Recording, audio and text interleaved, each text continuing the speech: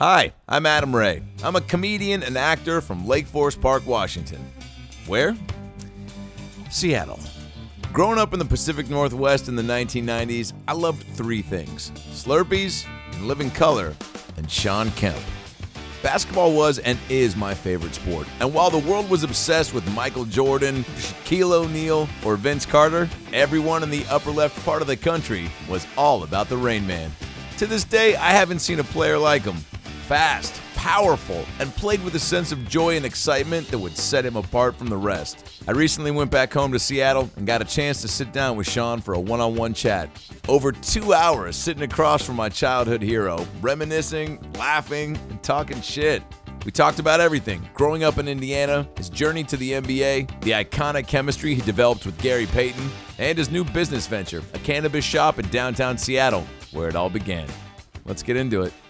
From the Seattle SuperSonics, Shawn Kemp. Great to see you. Oh, absolutely, Yeah, man. man, I appreciate you, Shawn. Absolutely. Last time, people don't know that, first time we kicked it was Yeah. at the Triple Door for Kooky Michael Rappaport's podcast. And I hit him up and I was like, yo, dude. He was like, we've been talking about some comedy bullshit, and he's like, yo, I'm doing this live podcast with the Rain Man. And I was like, I'm flying up, I don't give a shit, I'm on the show. And you were so cool, because you came back and we were all talking hoops and whatnot. And then what the coolest thing was, at the Triple Door, there's a little space, almost like where the two old guys on the Muppets would sit in the Muppet Show, and you were sitting up in that room, and I looked up there, and I did a joke about not making it to the NBA because I was a fat kid, and I just saw you cracking up, and I was like, dude, anything I do after the show doesn't even matter because I got the Rain Man to laugh. That's what's up. Yeah. No, Michael's always been great, man. A lot of people don't know, but we actually grew up with each other, playing each other with basketball camps and stuff. So, No way. Yeah, so we were, junior high, high school, I saw Michael a lot. He was actually a ball player. Yeah. He was actually going to go to college. He had plenty of scholarships. He could have went to college and played. What do you think happened? He went to Hollywood. Well, of course, man. I don't judge you, okay? If she could cut her own food, she's fair game. Because he's Why not? deceivingly tall. He's like Absolutely. 6'5", I think. He was a heck of a ball player too, man. New Yeah. Yorker, yeah, absolutely. Did you do a lot of camps growing up, basketball camps? Because I just found this picture of me at the C-First Jam and Hoops camp. Yeah. Did you ever do any of those? Oh yeah, absolutely. Those were like Seattle bread and butter. I mean, it was just one of many Yeah, ways.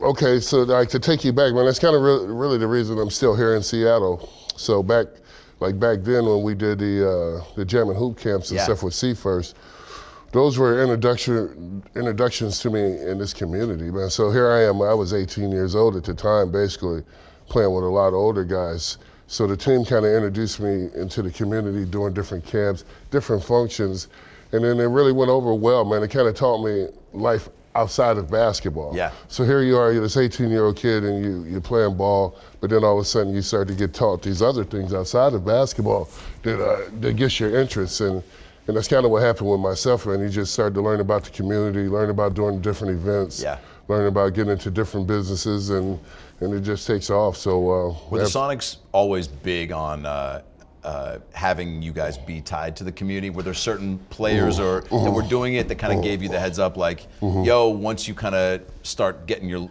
legs under you, you should probably get involved? Well, maybe not necessarily in a direct message like that, but for myself, absolutely. Yeah. For myself, here I am, was this young guy, and then I did a lot of extra stuff because I had the time. I didn't have the time to go out at night and couldn't hang out with the older guys. So then you find things to get into that you're going to educate yourself, you're going to learn about. So you stay active in the community, man, and then this is what happens afterwards. Yeah. Disparity. Did Barros get up in the air? No, he can jump, Barros. Here's Kemp. Oh, and a big dunk. And a foul. That was a miraculous dunk. Watch this finish, Jim. This is one of the most impressive dunks I've ever seen. That night was dope. We were sipping on some vodka crayons, as you just reminded me. And you were one thing that I remember bragging to people about, first of all, I think your words to me after were, "You're the greatest comedian I've ever seen," which I thought was like a bold statement that you made. No, you didn't say that. You know I didn't say that, but it sounded great. That sounded great. I was just that's gonna be tough to go along with right there, but it's just great. That sound but no, you were definitely funny. And the one thing around here, what I've always tried to do is when I find out that there's people around here that really deal with like Hollywood people, I always want to support. And that's the way it should. I think that's what this area of Seattle is really known for. We support each other in a lot of different ways. So when you see somebody on the upcoming and has that talent, you want to support them, man. You want to give them that extra nod. Well, don't you think Seattle as a whole too, I mean, it's why the music, hoops, comedy scenes, I think are so strong, is because obviously I think the weather, right? Like I know for myself, like playing basketball growing up, I mean, I was, found myself getting better because if it was raining, it was like, all right, there's only so long you can play outside. That's right. We've produced some ballers that, I know are just chomping at the bit to come back and be a part of the Soups when they return. Do you remember playing at Green Lake? Absolutely.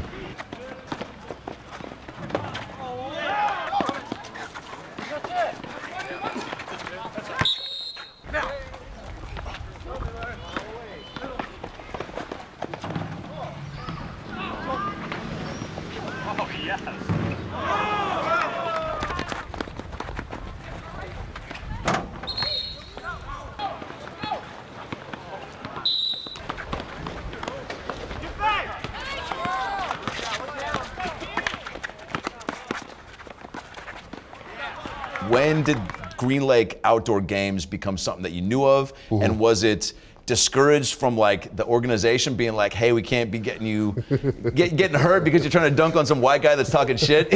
No, absolutely. I mean, the thing about it, man, I got introduced to the streets of Seattle really, really soon. Actually, my rookie season in Seattle, I was unhappy with my minutes I was getting on the court. So what I would do is just come downtown, like a few blocks from the store right now. I go downtown after the games and start playing pickup games after the game. So I would go from like 10 to midnight. I'd come downtown and put on like a dunk show for people that was just walking down the street or whatever. So the team had a problem with that a little bit. But it also sent a good message to them that how hungry I was and how much I wanted to be good. As they asked me to calm down some of my antics outside of the games and stuff, I listened, but also they gave me more playing time. So it was like a give and take situation. Please tell me you practiced the Lister point on the courts of Green Lake. Never. No, that was in the moment. In the moment, man.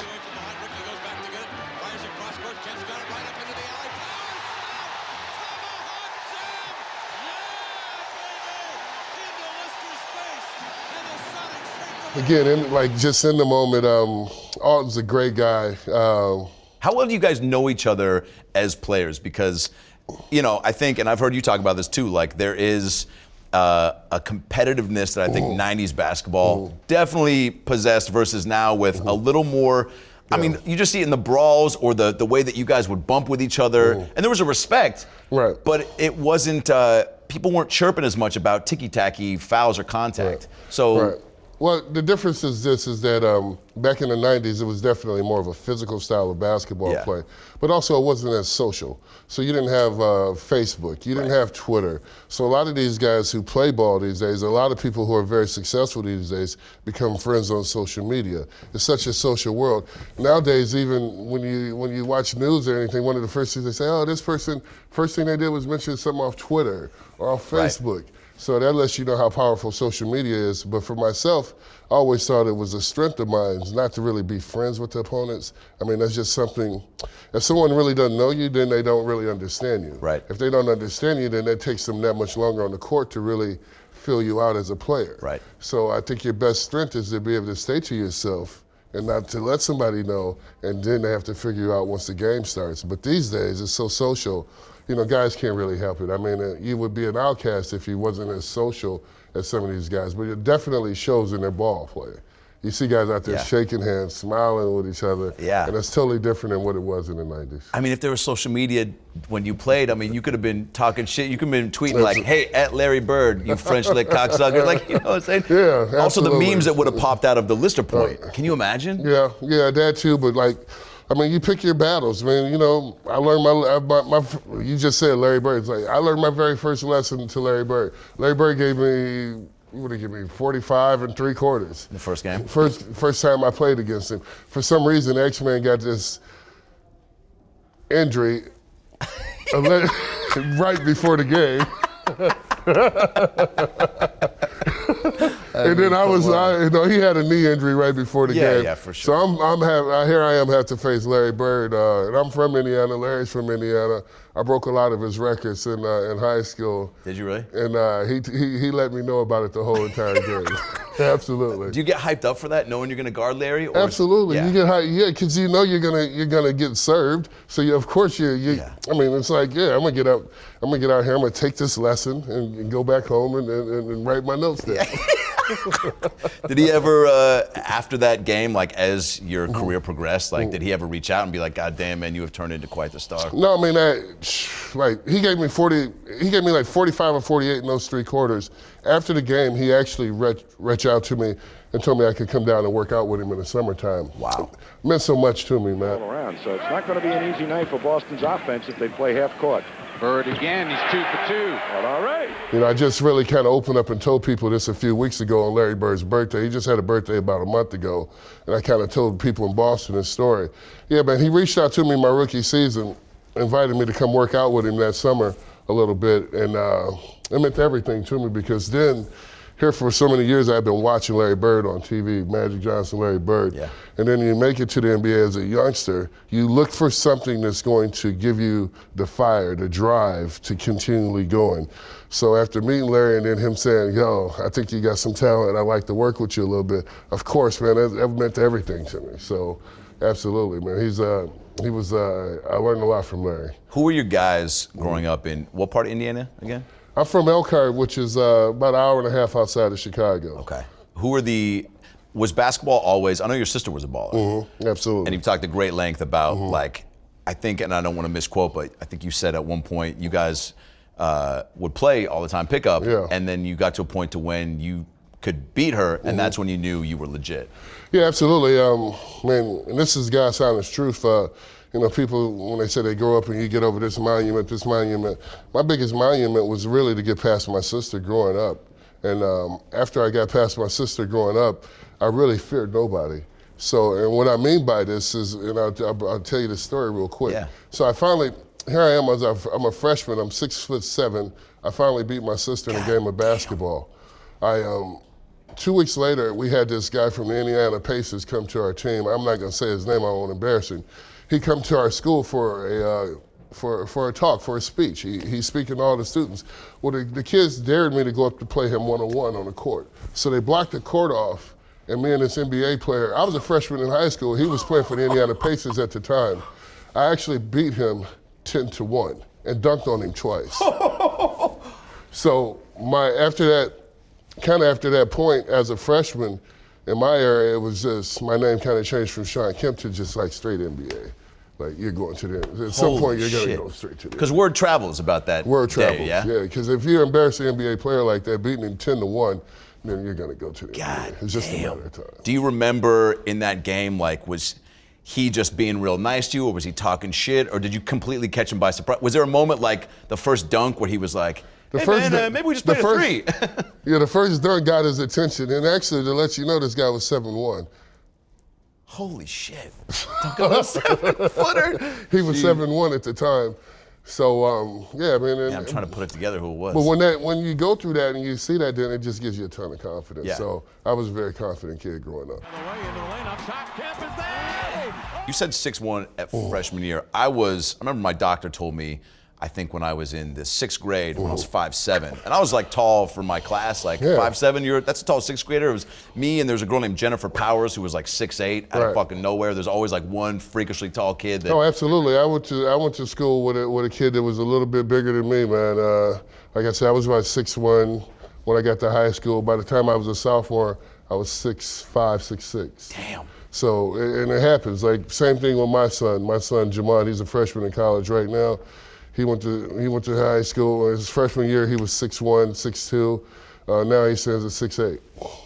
Just hit that Kemp growth spurt. So he just hit that spurt, man, and just kept going. Was basketball in your, was it a part of what was happening? No, okay.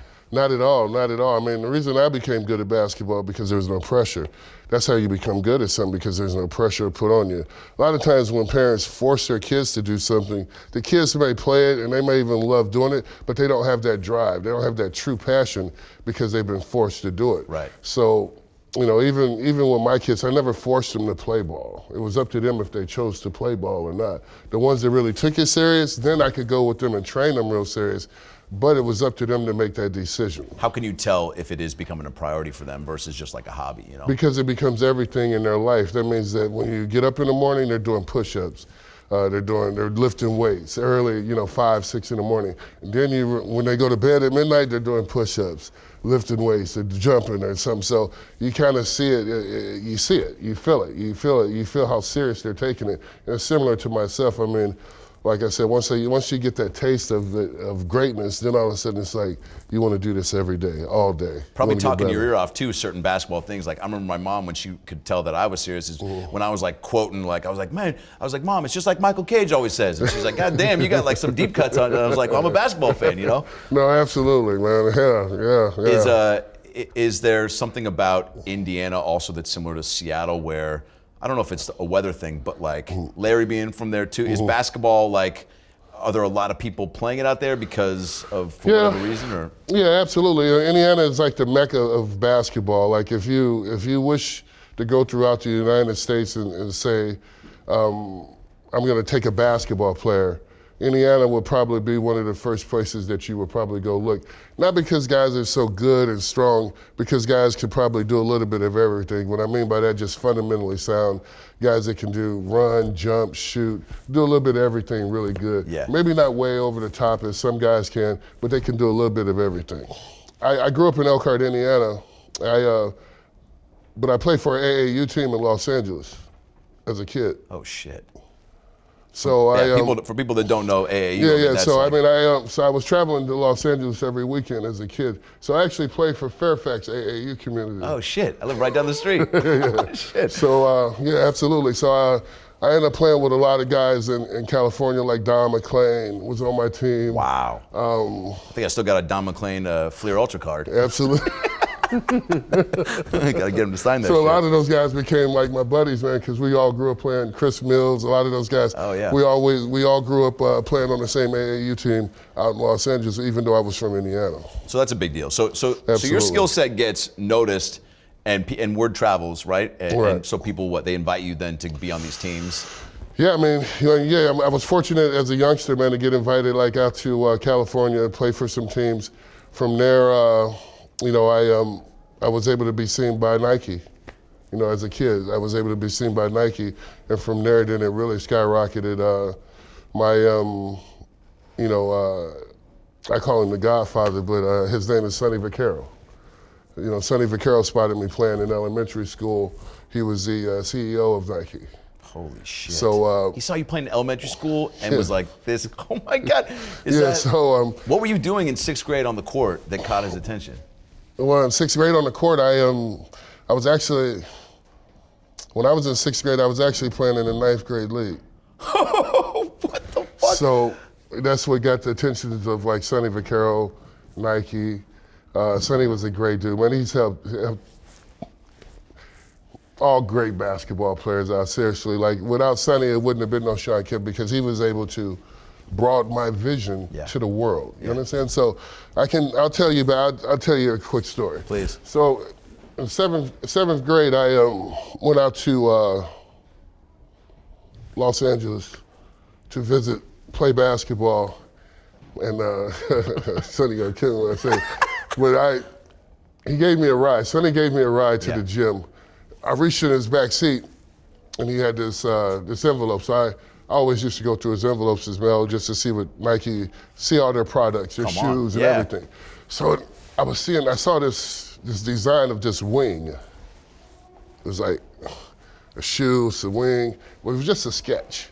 And I was just like, man, but anyways, 2 years later, that became the Air Jordan symbol. Holy shit, you saw the first origins of that. So I saw the first origins of it, like crazy. Way back in the day. Did he tell you to like keep, did he know that you saw it? No. Yeah. He didn't know that I really saw it at that time, but it also, at that time, it kind of let me know how powerful Sonny was. Yeah. You know what I mean? So, and then like now Sonny's, he's been able to come out, Sonny's responsible for guys like Tracy McGrady. Yeah. Guys like, you know, so, I'm one of the few players that he helped, but probably one of the original ones. Left in this opening period. Look out! The Rain Man brings Did your sister, when you guys would play one-on-one, what was it about her game that that pushed you, and how often would you guys play? She was just a very good athlete. She could do a lot of different things, very fast. She was a track runner. Oh, shit. Really a track runner. So she was very strong, very agile, very athletic. And she always had the nod on me, which was a mental nod. It wasn't that she was so much better. I mean, she was my sister. So when, like, it's your older sister, your older brother, it's not that they're that much better. They just got that mentally nod over you, that confidence. Dude. So regardless of what we were doing, she could always beat me because she made me think about it. Yeah. Oh, yeah.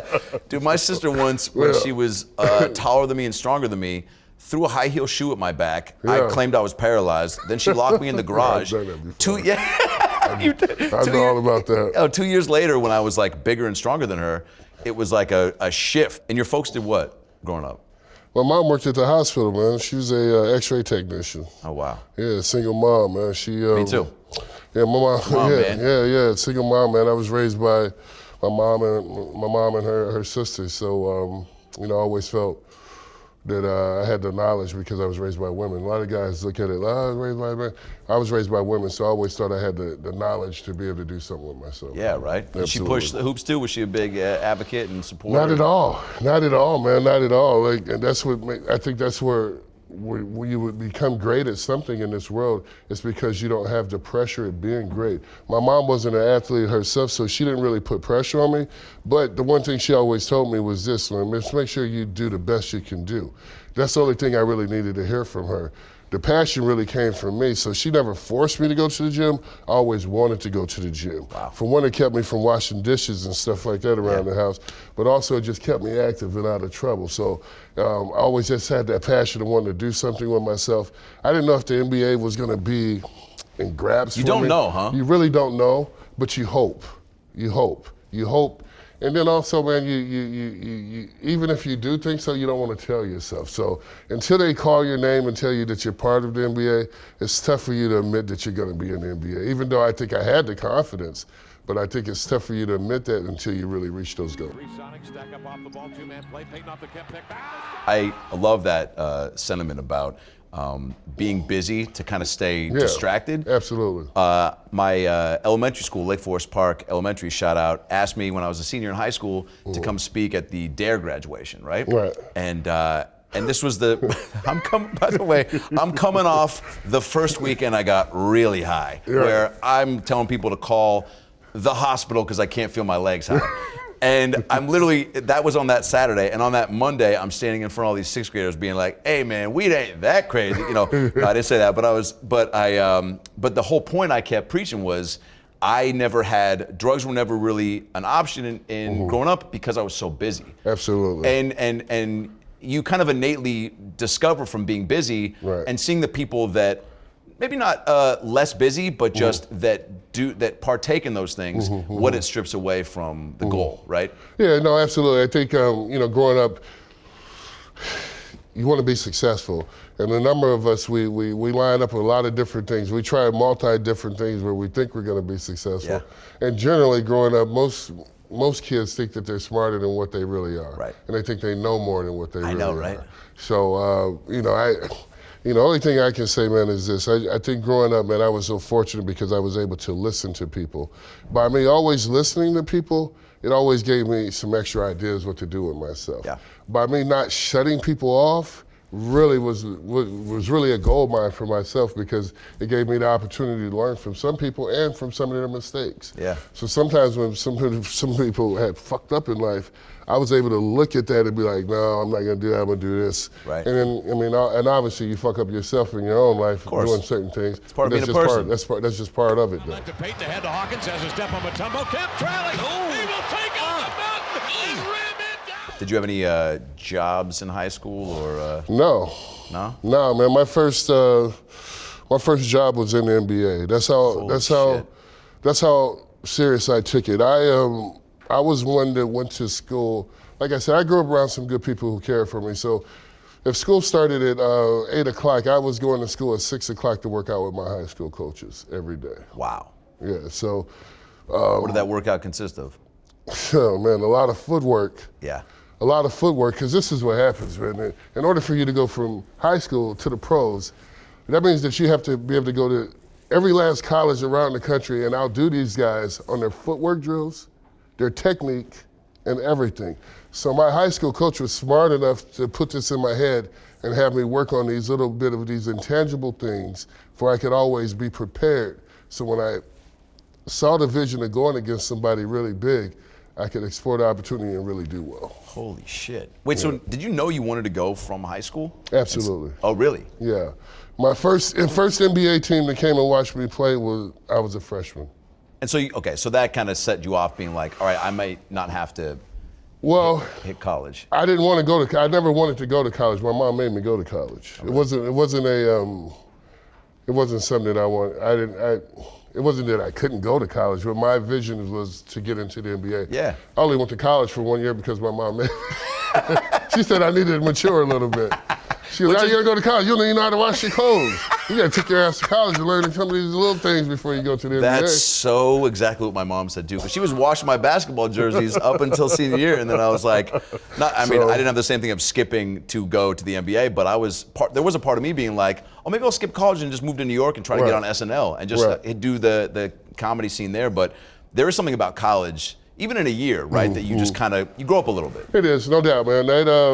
Well, first of all, I'll tell people this. The reason that I probably blew up so big and so fast, that year from high school, that 1 year after high school, I didn't have basketball.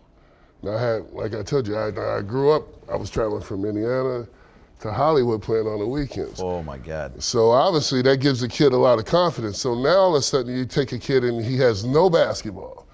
It really brings you down to a level where you have to have a full understanding of yourself, because then you got to say, I'm just as normal as anybody else. Yep. And I got to do all these things right to get back up to this level. So me not having basketball for 1 year, man, kind of made me, man. It was just like, man, I had to learn how to do a lot of little things, but I think at the end it made me who I am. When you decided to enter the draft, right? How big and tumultuous of a decision was that, or was it kind of like you woke up one morning and you were like, "Fuck it, let's do it"? Man, I have been, like I said, the only reason I was in college is because of my mom. Yeah. This is the God's honest truth. Yeah. Because I was so young at the time, the NBA was saying to me that your mom has to sign this paperwork in order for you to get into the NBA. Holy because I was a minor. Shit. So my mom was like, "No, you're not ready yet. Go to college." So I Mom had to sign a permission slip for you basically. to join. Like you're going on a field trip to the aquarium. So basically, yeah, man, during my freshman year, my freshman year, I started in Kentucky, I ended up at Trinity Valley. So at Trinity Valley, I'm watching the All-Star game.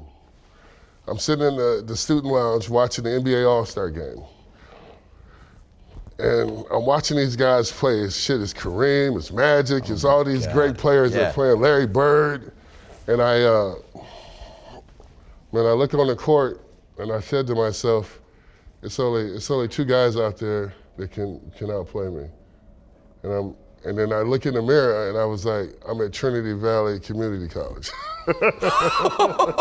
and then I said to myself then, I was just like, man, this is it. I'm about to go pro. Side for Simmons on the post up. The entry pass deflected. It's a loose. Grabbed by Gill. Nearly knocked down. Centers it to Gary. Up ahead. Lead pass to Kemp. He will go to get it with the right. Back it in the left. And bring it down with two hands. I went in and I talked to my college coach. And I told him, I said, look, as I told you before, the reason I'm not playing is because I had a feeling I was about to go hardship. He says, Shawn, he goes, can you just stay for 1 year? And then I was like, no, coach, I can't stay for 1 year, but I can help you get any recruit that you want. And at the time, Trinity Valley, we only had one guy that we wanted to recruit really bad, and that was Nick Van Exel.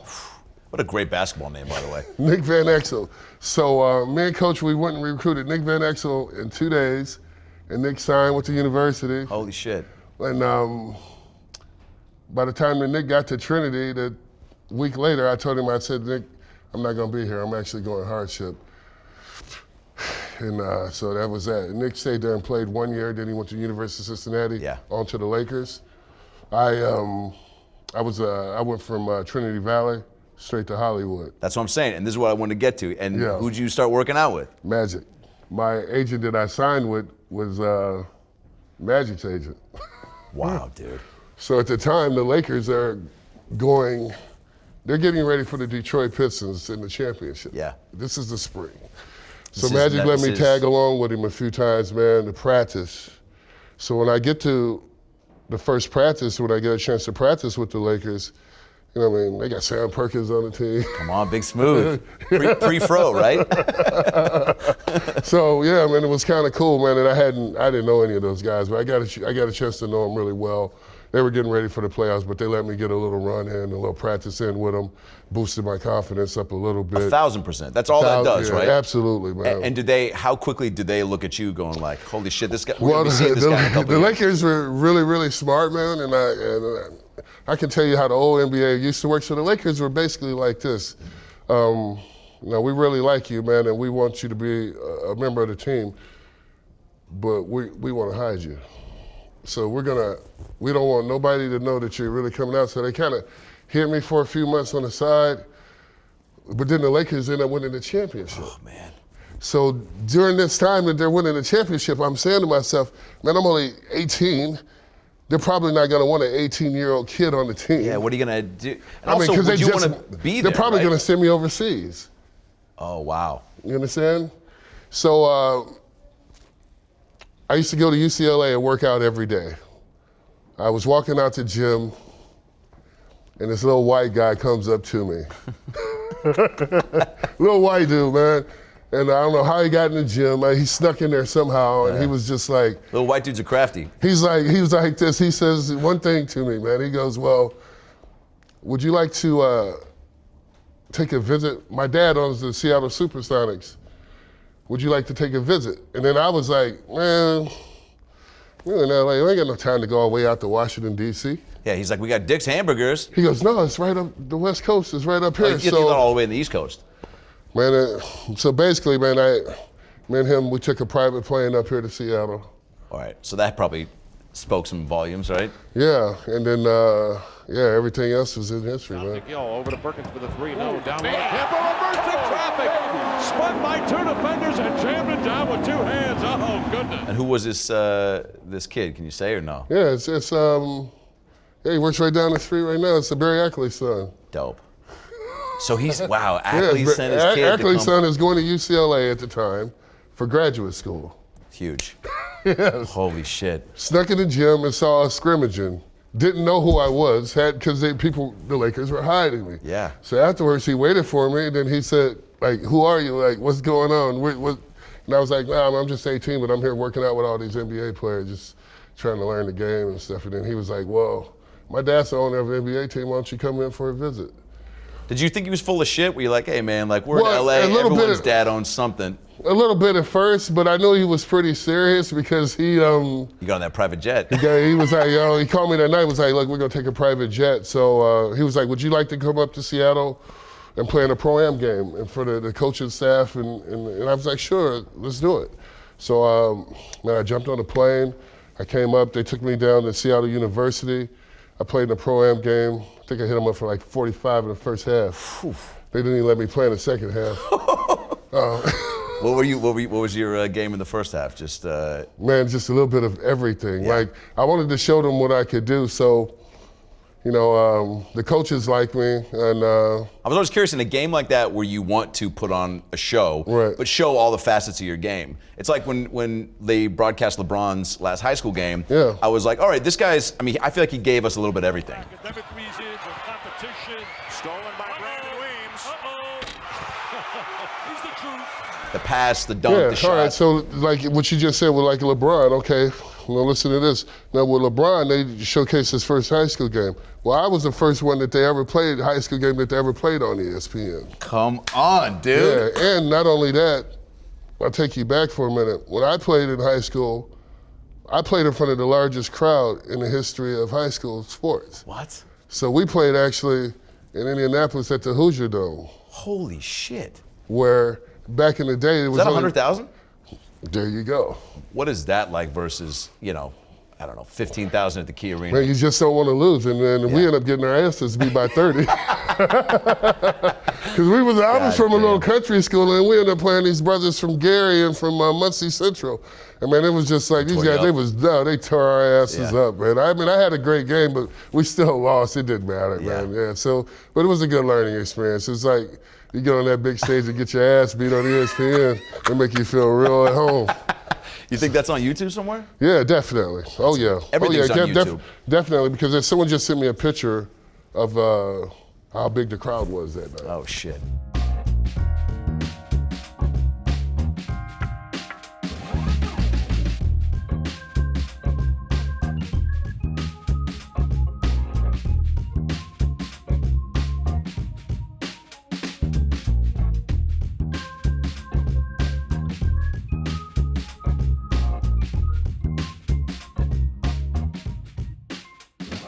That's amazing. Wait, okay, so when you get to Seattle, and you thought it was East Coast DC, because you said Washington, which, by the way, I would get those confused a lot growing up too, just about like, when people would say Washington, and it was like, which one do you mean? When you got here, first impressions just of the whole, not even the organization, but just Washington State. Well, I was sold on the city of Seattle, first of all, from the water. I love water. So when you fly in and you see so much water, it amazed me as a kid. Just simply amazed me. And I had been around and flown a few different places, so I've seen a lot. But I think more than anything, it was just the people once I got here. So, you know, moving here, coming here, visiting the team when I did, it was like a perfect fit, man. I knew this, and I'm telling you this before they even drafted me. So when I got here to the city, just walking around the city, I felt at home. I said I'd been to a number of different places before, but this place, for some reason, I felt at home. So I kind of had a feeling this was going to be it. So when I got drafted that night, and I went back to Indiana, I actually had took all Seattle Sonic gear home. Had no idea that I was going to get drafted by Seattle, but there was only one gear that I took home to my family, and that was the Sonics gear. Wow. So I ended up getting drafted by Seattle, and yeah, I mean, like I said, man, it just, after that, it was just like a match made in heaven. You knew you were going to get drafted by the Sonics, or no? Did they? I was wanting to get drafted by the Sonics. I had a chance to get drafted by the Chicago Bulls. I live an hour outside the Chicago Bulls. Come on. The Bulls passed me up on 2 picks. They passed me up on Stacey King. Then they passed me up on B.J. Armstrong. I was picked after B.J. Armstrong. So. They needed a point guard, I guess. Yeah. I mean, shit, I don't know. How do you pass up, though? Yeah, I'm not sure. Did you take offense to that? Well, you have to also remember this. The only team that I wouldn't play for was the Sonics. I never played for any of those other teams. So I never auditioned for the Bulls, so they never got a chance to see me play. Oh, shit. So the only one that I auditioned for was the Sonics because this is where I wanted to come. Wow. So the only 2 pro teams that ever saw me really audition was the Lakers beforehand and the Sonics. So you truly controlled your own destiny. So nowadays they have these pre-draft camps that you go to. Yeah. Back in the day, you had to actually go to these teams and audition with these people to be looked at. Was there something appealing about, like you said, the Lakers were just coming off a championship. Seattle was, you know, well removed from their last one and had a good team, but was there more of an opportunity for you to like insert yourself? It was harder. Oh shit. I wanted to come to Seattle because they had some good ass players here. They had X-Man. He was a beast. People forget how good dope he was, man. X-Man was the man. That's X-Man made Shawn Kemp. If it wasn't for X-Man, there wouldn't be no Shawn Kemp because he actually was kicking my ass every day, literally beat me up. Literally beat me up because no grown man wants his job taken away from a kid. So at this time in the world back in the 90s, if you're 18 and you're gonna take a guy that's 30 years old or 35 years old job, you're gonna get your ass whooped. Yeah. So that's what X-Men was doing to me on a daily basis, stitching me up, beating my ass. But he taught me valuable lessons, man. It didn't take me very long till those things kind of changed back around where I was able to reverse it on him. But yeah, absolutely, man, he gave me, man, a great introduction to being a grown man in professional sports. And was the organization itself, I mean, obviously you said you felt welcome enough to pick Seattle, but was the team, did you get a sense like pretty early on, like, oh, we got some fun pieces to work with? Like, what's your mindset as a young kid being like, I just need to get better for me, or could you see? Man, I'm gonna tell you my mindset. Please. First day of practice, like, you know, you go through these glory time and then they say, hey, you're 18, you get drafted. The first day of practice, they pass out these bags and all the guys get dressed in the locker room, then they have this depth chart. Well, I looked at the depth chart and it was like 16 guys trying out for the team. They only keep 12. Shit, I was number 14 on the depth chart. The other 2 guys below me was hurt. So when I looked at the list, I was like, man, I'm the last man. I'm the last man. So then it finally hits you. It's like, man, it's like you worked your butt off so many years, so much time just to get here. And then you realize once you got here, you got to start all over. Holy shit. You have to start all over from the bottom floor. So it's like, man, it's really frustrating, man. So it's, and also, I'll explain this to you. This is why those guys go to those top college programs, because they get great job placements. And you realize all of a sudden you say, hey, now I see why this guy at North Carolina is at number 4. Yeah. And I'm at number 12. Yeah. Yeah, and that's the difference. So you got to work your way up that ladder. So did you have another kind of look in the mirror type, you know, size yourself up, like, let's go? Yeah, I mean, not only did I have a look in the mirror, man, then once the practices start, you have that look at yourself and that talk to yourself where you say, oh my God, then you say, fuck, I should have stayed in school. This is harder than what I thought. Like, wow. You know, it's natural to have those pieces of doubt creep in, right? And I can only imagine for some of these other guys that went from high school to pro, what they had to go through. For myself, I doubted myself for quite some time, man. And people say, how long did you doubt yourself? I said, for at least 2 days. I did. It took me like 2 days, and then after 2 days, man, it was just like, you know what, man? Like I gotta really go in here and put this down, and then it's a part of your manhood, man. You realize he's like, hey, man, I'm playing with these guys that are 30, 35. These guys are cracking me, like, you know. I've been stitched up every day I've been to practice. I've had 2 days of practice, which is 4 practices. I've been stitched up 4 practices. So it's like, look, I got to get a little toughness. When you go from high school to pro, there's something inside of you that tells you that you can't give up, no matter what it is. Like, it's your worst case scenario. You just can't give up. Yeah. Because going back, you can't go back to college. You gave up your eligibility.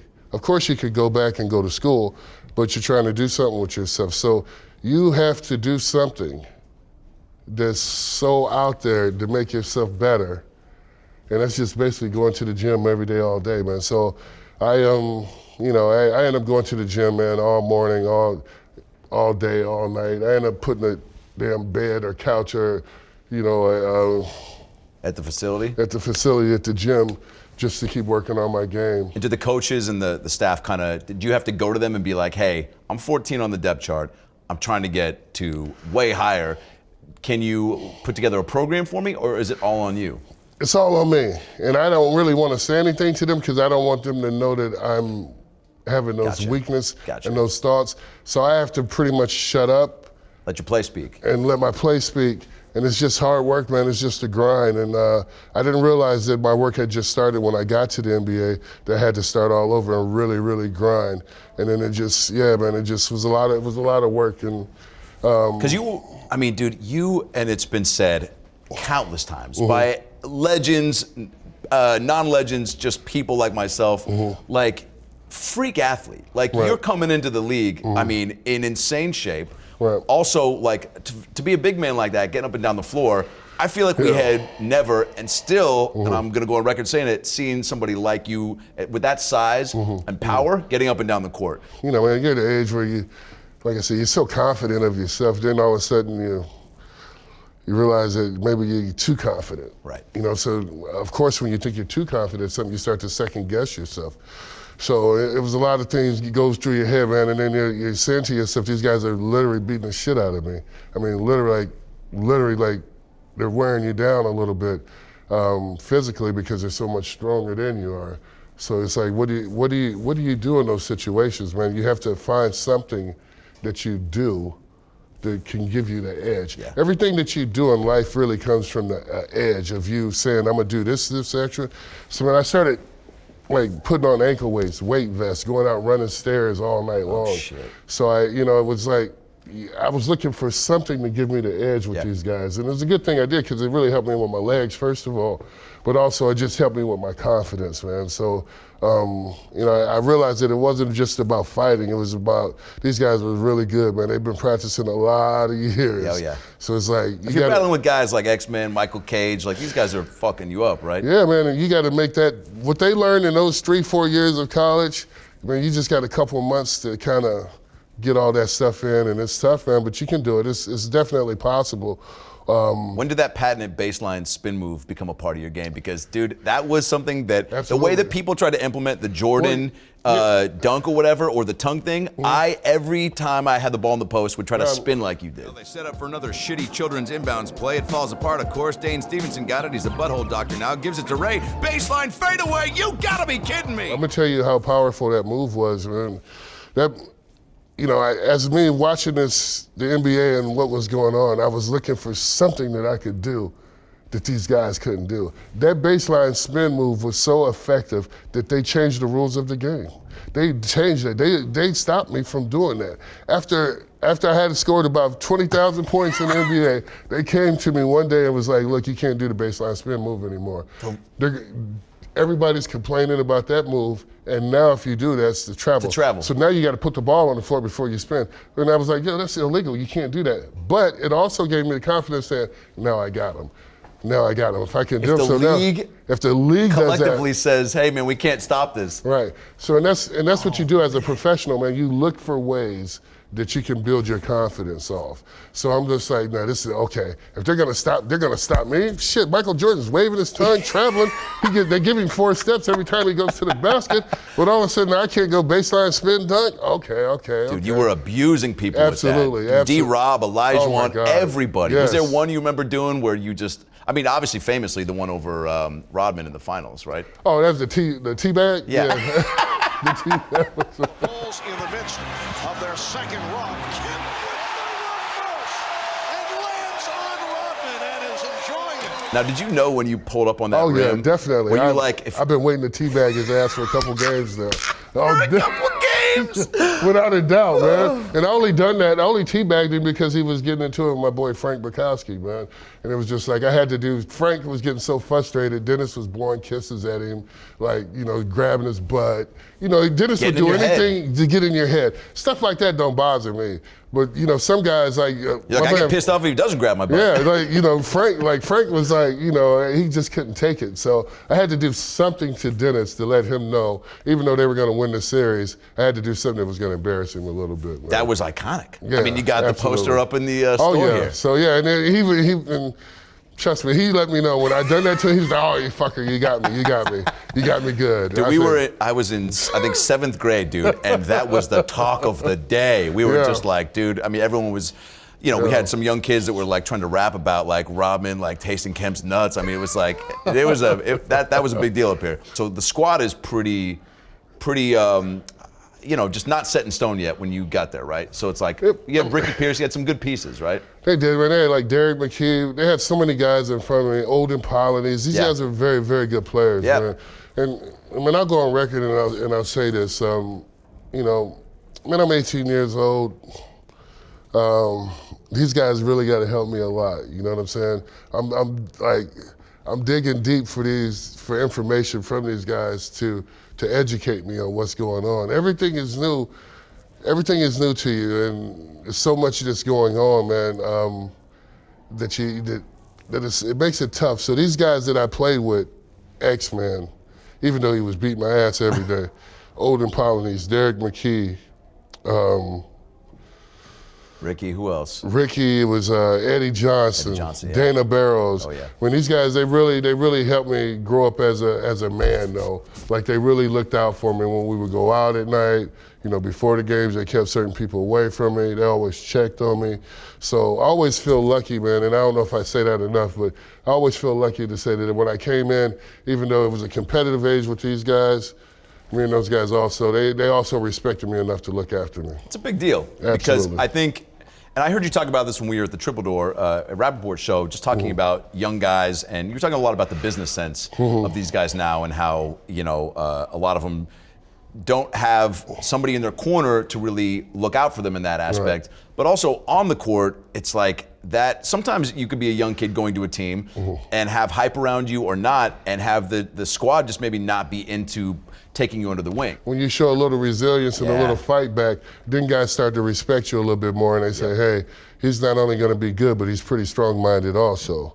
So no, man, it was like at that time it was a great time for me, man.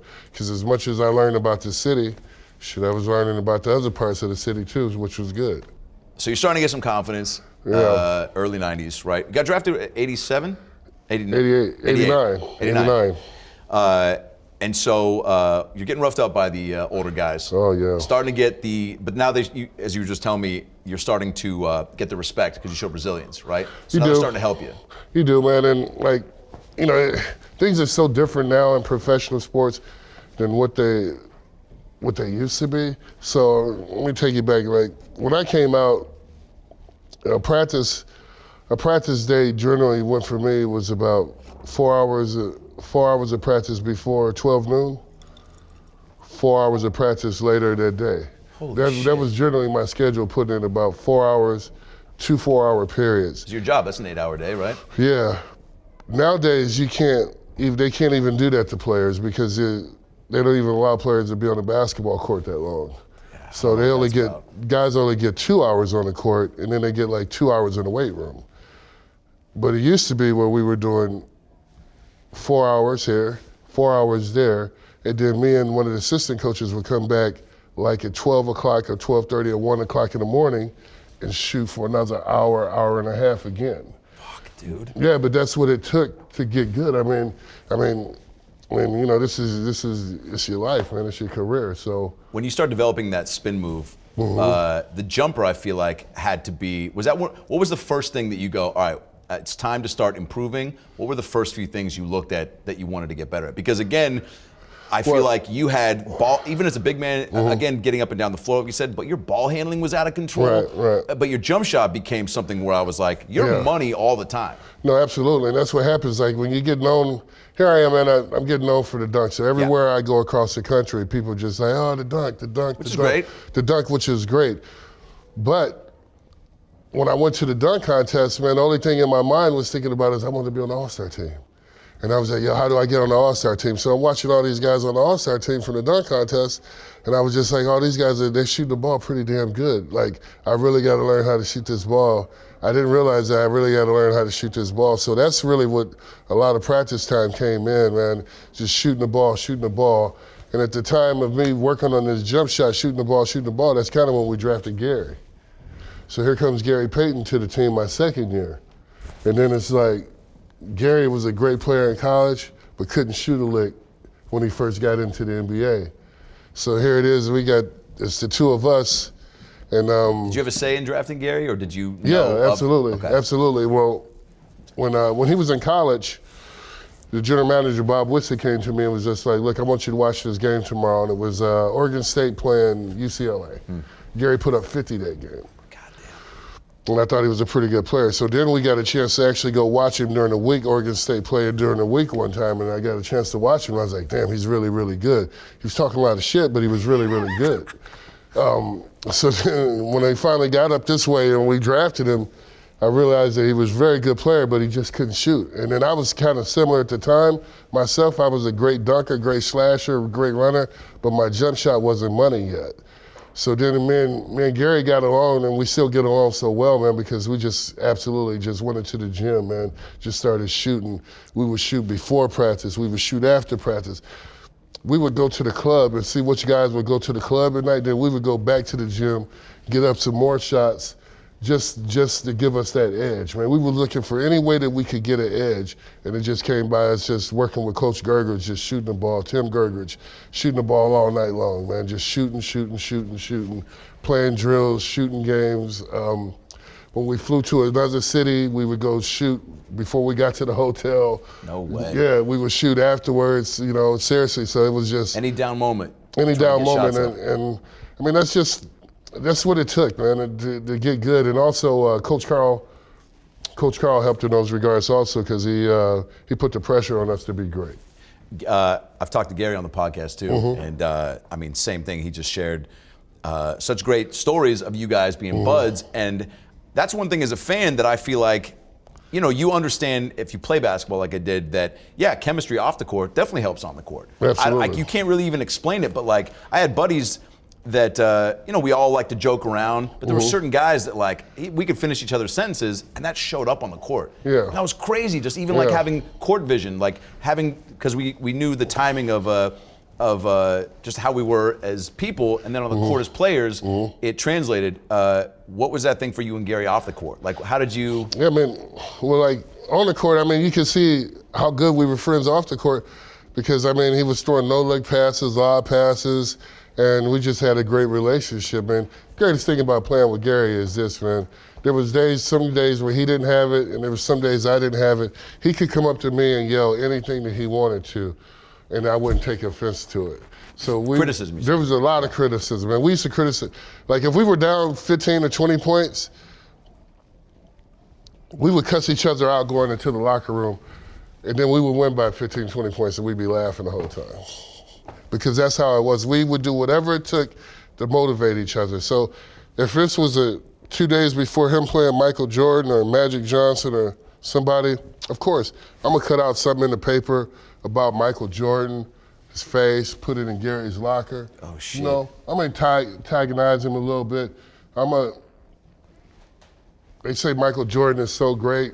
Take this shit to his locker. Let Gary see this. I'm gonna fire him up a little bit before the game starts. I'm gonna get him going a little bit. And he would do the same to me. If I'm gonna go against Karl Malone, he sent me a picture of Karl Malone busting up Isaiah Thomas' face. Don't let this happen to you. So those are the things you motivate and kind of push each other, and you get over those knots of not having a fear, and then you all of a sudden you don't fear anybody. You know, the best thing about that situation, and I tell people this all the time, man, for so many years me and him played with each other, I could go to any gym in the world and knew that I was gonna win. It didn't matter who I played against. I already knew that I was gonna win. That's how much confidence that we had. Regardless if we played against Michael Jordan, regardless if we played against Magic Johnson, it just didn't matter. Nope. And Askew the rebound. Look out, look out. Sets up Kemp. Holy cow. Look at George Karl. He's over there just going, oh. As great as we were as a duo, even after me leaving the Sonics and going to another organization, I could never have that confidence going into the gym knowing that I was going to win again. So every other game that I played outside that Sonics uniform, I didn't know if I was going to win or not. The game had to be played, but before that, I automatically knew that. Is it just because of the straight up just having each other's backs? Absolutely. And the confidence between you? No doubt about it. The connection, the relationship. Yeah. Pushing each other and not having to. Push each other, but also knowing what he was going to be able to do and how he would react to certain things.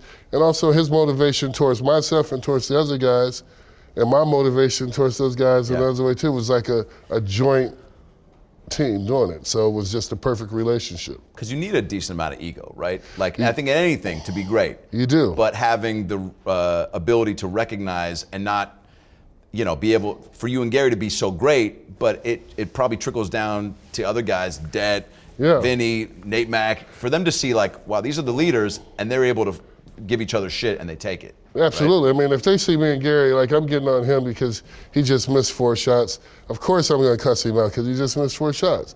I'm telling him he's a piece of shit because he just missed 4 shots. You don't miss 4 shots. Yeah. So because if you were only cussing out Det, being like, fucking get a goddamn haircut and hit that spin move. Like you'd be like, well, you're only yelling at me. It's like, no, I was just yelling at Gary too, right? I'm yelling at everybody, man.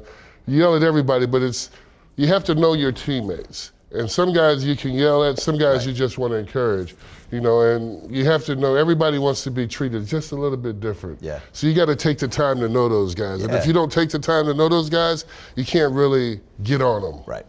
Gary said one thing that I loved, that anytime, anywhere on the court, because, people have now talked about Lob City, the original Lob City, all that, but it's like, without question, there's just like, anytime someone says to me, like, my Clipper friends who are like, CP and Blake, I'm like, shut the fuck up, dude. Right. How many YouTube links do I need to send you Right. to, and Gary said that it didn't matter where you were on the court, and I don't know if you can confirm or deny this, but he said that you would just go like, whoop, whoop. Yeah, I think what he said was, hee hee, or like some shit like that. When you play with a guy that long and be real close to him. You guys were homies off the court, right? all the time. Yeah. Like we homies now, so it's the same thing. So it's like, he'll be like, whoo, you know what I'm saying? Yee. And then he's gonna run with you. If I get a steal, I know he's gonna run. So I have to be that point guard that looking out of the corner of his eye and see him. Yeah. And then I gotta be the one to know to throw it over there. So you gotta be, if you play with somebody and be around so much, you get the tendencies to know what they do. Yeah. Everybody knows what they do. If I'm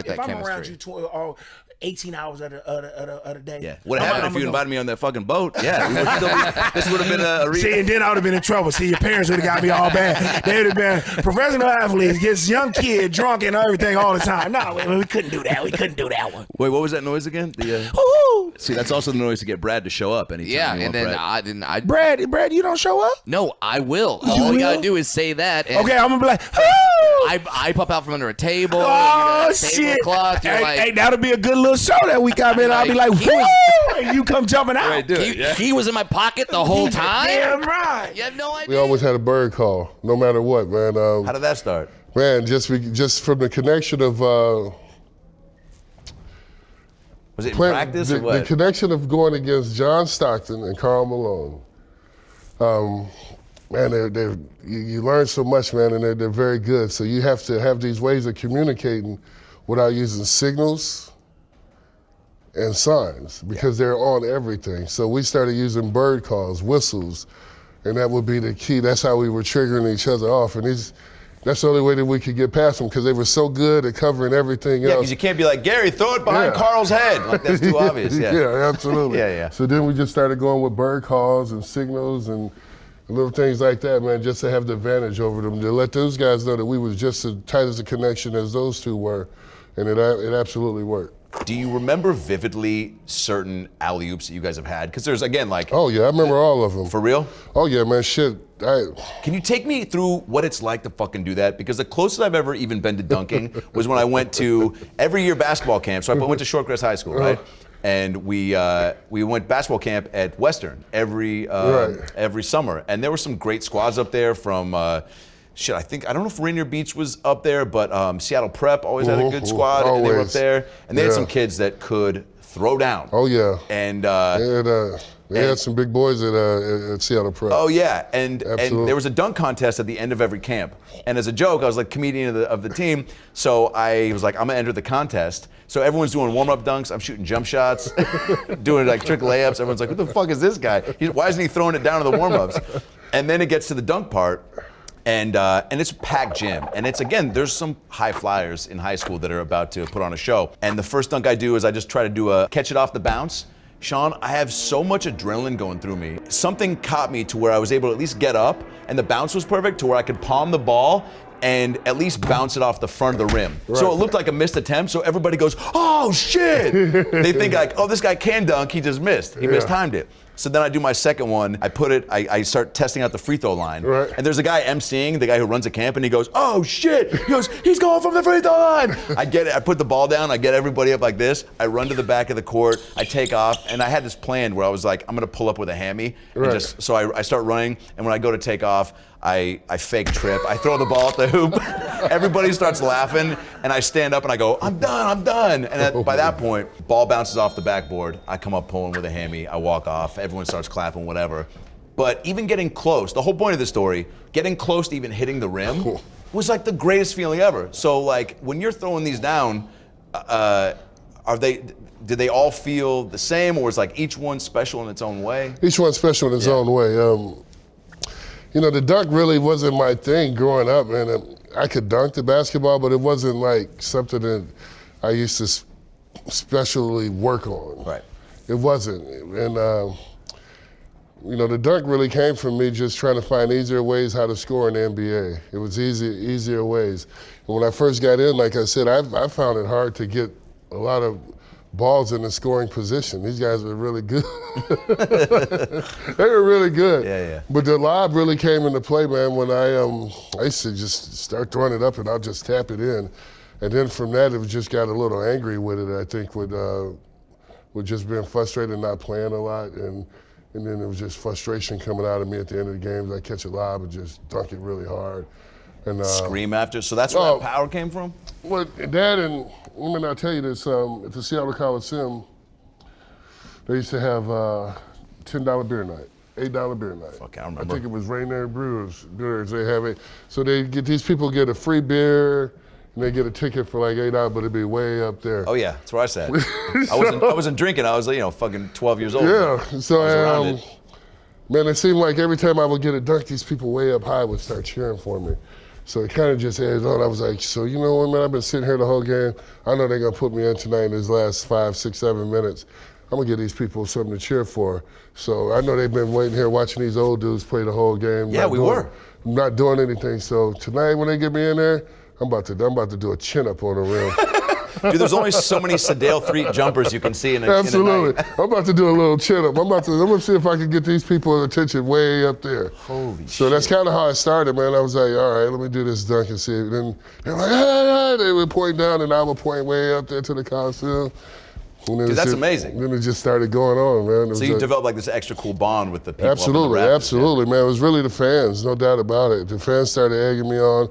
The more dunks I did, they were like, yeah.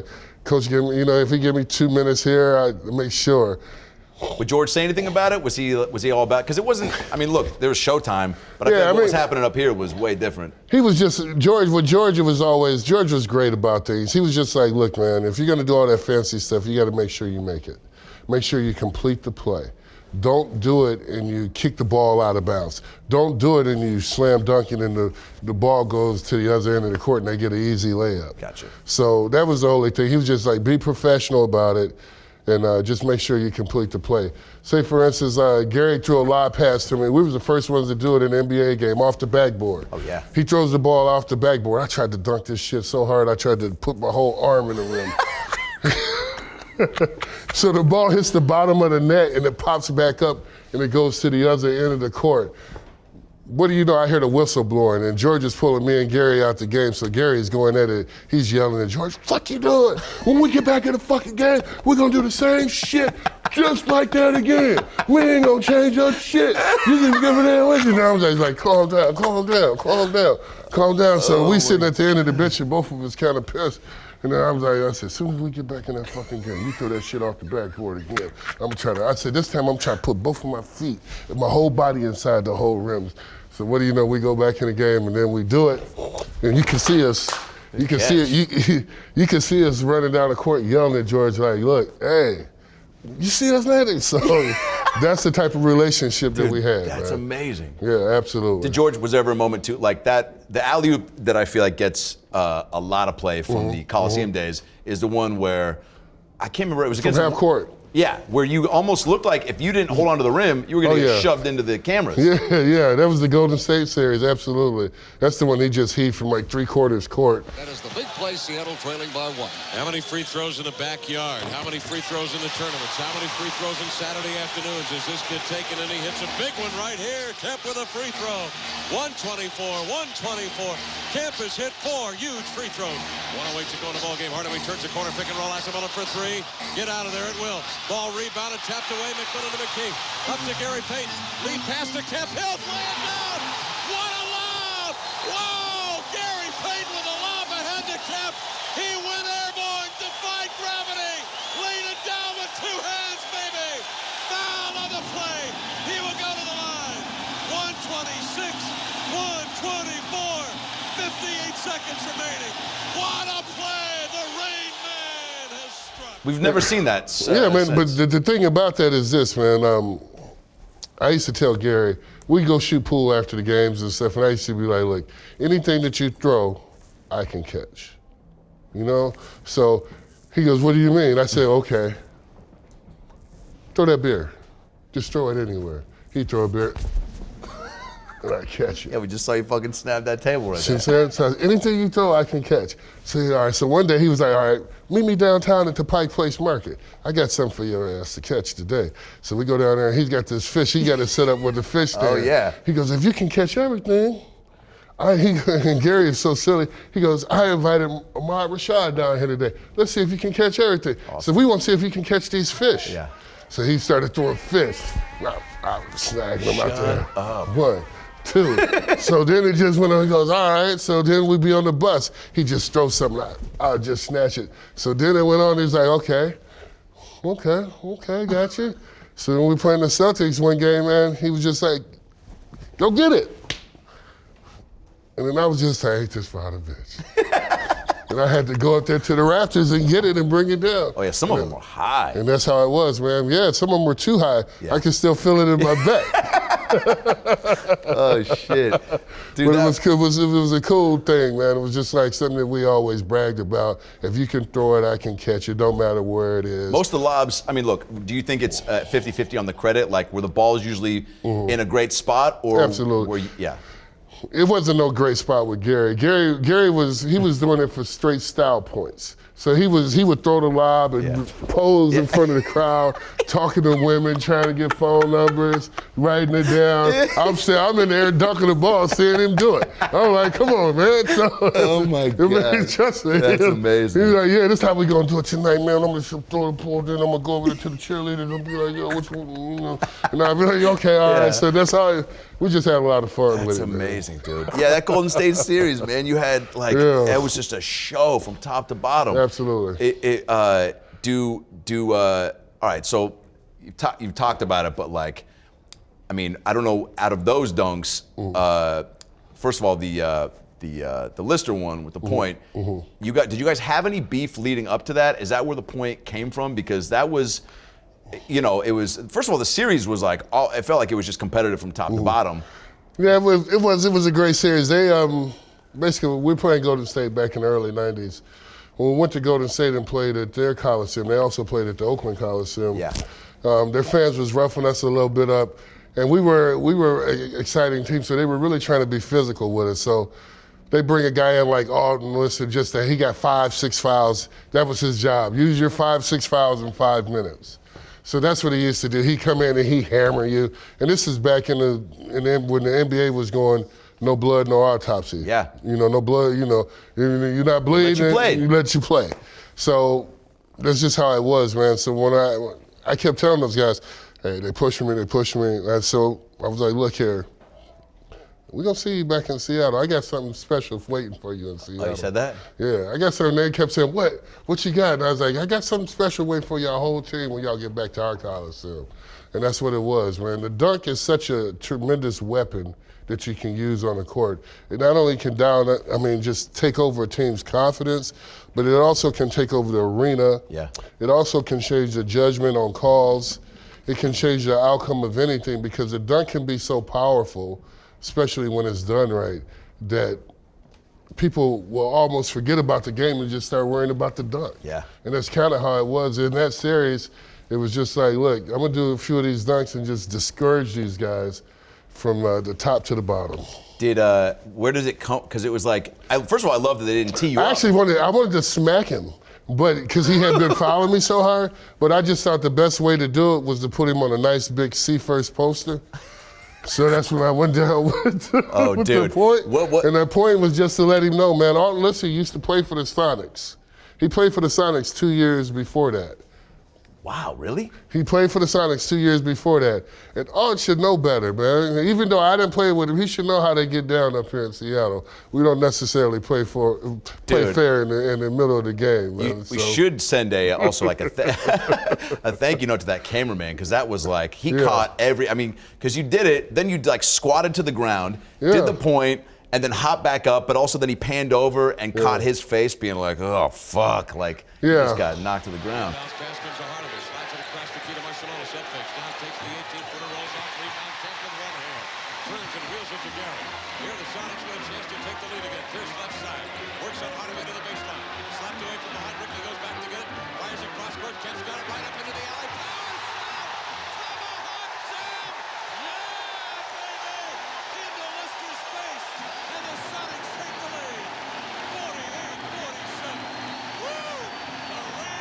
If you would try something like that today, they would probably suspend you. They tee you up. No, they would tee you up and kick you out the game. No doubt about it, man.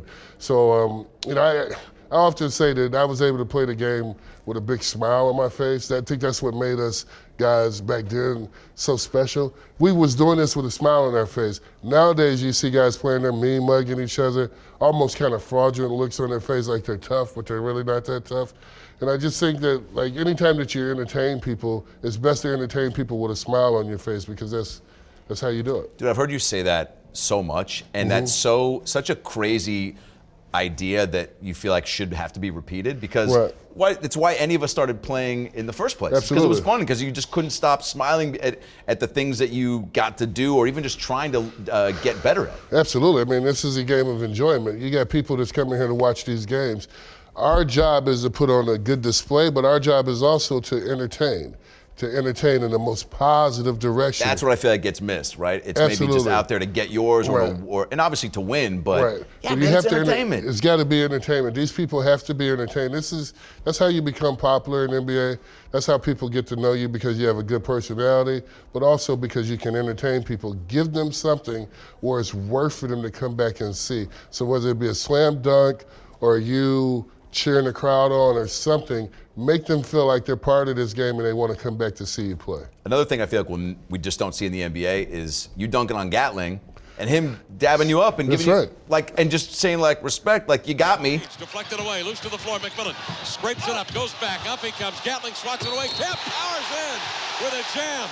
Gatling got a piece of it, comes up and says, wow, we did a job, didn't we? And they high-five each other. They really appreciate the talents. Kemp with 18 on the power jam.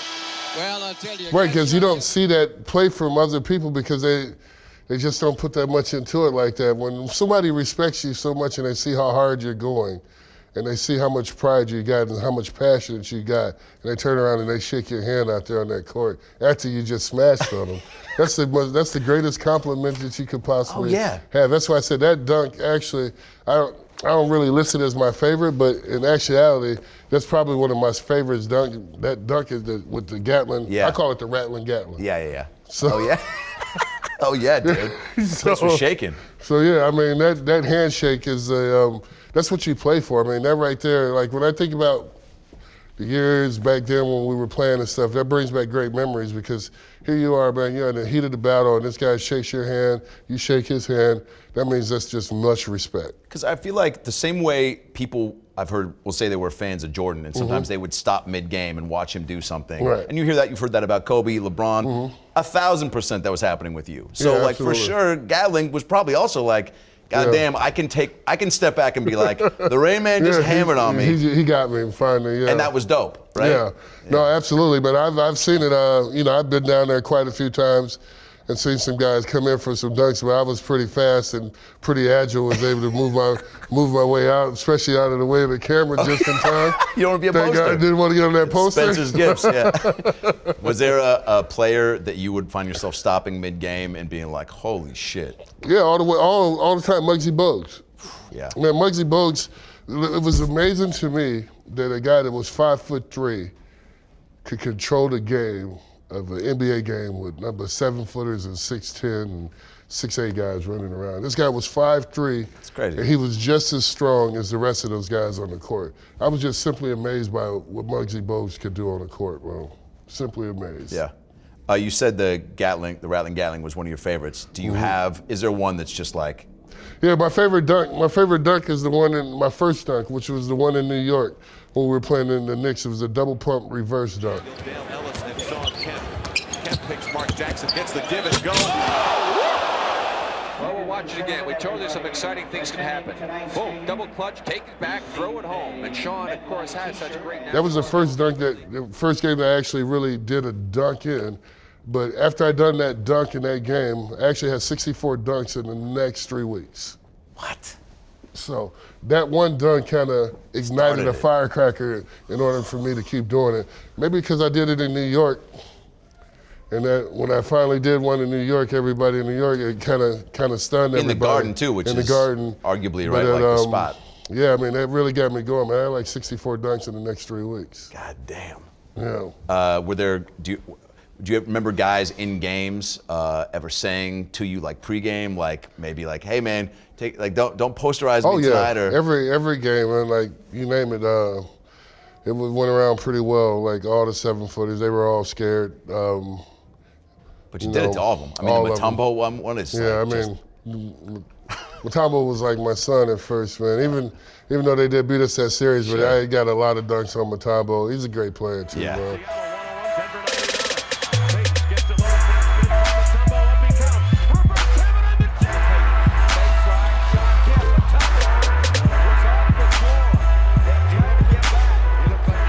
You know what? If you block enough shots, you're gonna get dunked on. You know? Yeah. I mean, I got dunked on twice. You know, I think my whole career. Well, maybe 3 times if you count 4 or 5 with Shaq. Shaq got me quite a few times. Yeah. But yeah, you know, I got dunked on. Robert Pat got me really good once, and Lonzo Mourning, I believe, dunked on me, got me once. So we talked about the new arena coming up, and for Seattle, the Coliseum to me. You know, I went to so many Sonics games growing up at the Key and the Coliseum, and will be you know, in the future shortly coming. But the Coliseum to me seemed like as much fun for you guys to play in as it was to be a fan in, because it felt like almost like a black box theater for for a small play. Like it was so intimate. Even in the rafters, man, like you said, you were playing for those guys up there. Absolutely. We'd be sitting up there. It just was the noise was compact. Yeah, Something about it being also walking through Seattle Center to get there. It felt kind of hidden in the back way. It felt underground, which I think it was, right? Yeah. Can you just talk about playing there in the 90s? Oh man, I didn't want them to redo the Coliseum. I thought the Coliseum was perfect. I really did, and I enjoyed playing there because of the crowd. I mean. Yeah, it was a lot of concrete and a little cold up inside that building. It was cold. Calabro told me that. He was like it was a barn. But you know what? At the same time, man, we had a great time playing there. The fans were great. The noise inside there was tremendous. The way the setup was, first of all, and like I said, it was like beer night. You know, those nights where they had beer nights. Those guys motivated me, man. Seriously, they motivated me. Here you are, a young kid. You sitting on the end of that bench and you're dying to get in the game and do something. So then it came down to me like getting in the game, diving after loose balls, getting rebounds, making these exciting plays. The Coliseum is where it all went down. Corner, Verts Williams, jump pass ahead of McMillan, down the near wing. He'll pull up with the ball, have it ahead. Rolls that leather in the palms, feeds over to Cage, covered by Ellis. Michael hands off to Payton, up fake, drives the slower Ellis into the lane. Turns the corner, stops. In midair, gives off to Kemp. He juggles it, got it, hooks it up, missed it. Rebound, Cage, battling with Ellis. Saved inbounds by Payton. Right to Kemp, beneath the lid, stutter step. In he comes, blocked, got it back, hooks it up, no. Rebound, Kendall up, no. Blocked by Williams, grabbed by Kemp. In the lane, following jumper, blocked by Williams. Outside of McMillan. Cross court to Gary for the 3. Yes! Oh, that's the way you get it done. I mean, I can't tell you this, man. The Coliseum went through a lot of changes. Like when I first came to Seattle, we played the Lakers. You know, I come out to the game and the whole Seattle Coliseum basically got on Magic Johnson jerseys. Yeah. 32. I mean, I thought we were playing in Seattle. It felt like we were playing down in we were playing in Inglewood or somewhere. Yeah. And then it was just like, to me, seeing that, I was just telling myself, it was like I was telling Gary, like, we have to change this around. We have to make it where anytime they come to this arena, they got on some green and gold. And we were able to do that, man. I think we went from second in the last for merchandise sales into first in merchandise sales. And that's really big, man. That's crazy. Yeah, that's really big in professional sports. I mean, obviously that's billions of dollars, but not only that, that's just the popularity of what you have to become to go from the second second to the bottom to number 1 is incredible because we were selling more merchandise than the Chicago Bulls were at one time. For real? Yeah, absolutely. Did those playoff series, the Phoenix one obviously sticks out. The West was always stacked. I mean, it was like, well, you had Malone and Stockton, then Phoenix with their trio. Yeah. Barkley, Houston felt like always a problem. Yeah. Did you treat every opponent like, not the same, but what did Malone, Barkley, and Olajuwon bring that was one of those guys like less intimidating to play against? Was there a squad where you're like, all right, cool, we drew Houston first, this will be not as bad as Phoenix? Well, with myself, I didn't really have a problem playing against Charles Barkley because we kind of played the same position. Yeah. And Charles is a great player and he does great for his team. But my advantage to him is I was so much bigger than he was. Yeah. I'm at 6'10", and Charles is about 6'4", 6'3". Listed at 6'6", by the way. Yeah, he listed at 6'6", but he's really 6'3". Yeah. So I had no problems really playing against Charles Barkley. I had some fear playing against Karl Malone. Obviously, him and John Stockton, and me and Gary learned a lot. Me and Gary patterned our game after Stockton and Malone. We just put some ice on our game. Yeah. Rebound Ostertag. Stockton back in for Utah. The long feed to Malone. Almost with her eyes closed. Almost with her. Our games came because I could run and jump and dunk, but we kind of did the same things as Stockton Malone. All the intangible, the little things. And that's what it was all about. We stole a lot out their playbook. Yeah. Yeah, we respected those guys enough to steal a lot from them.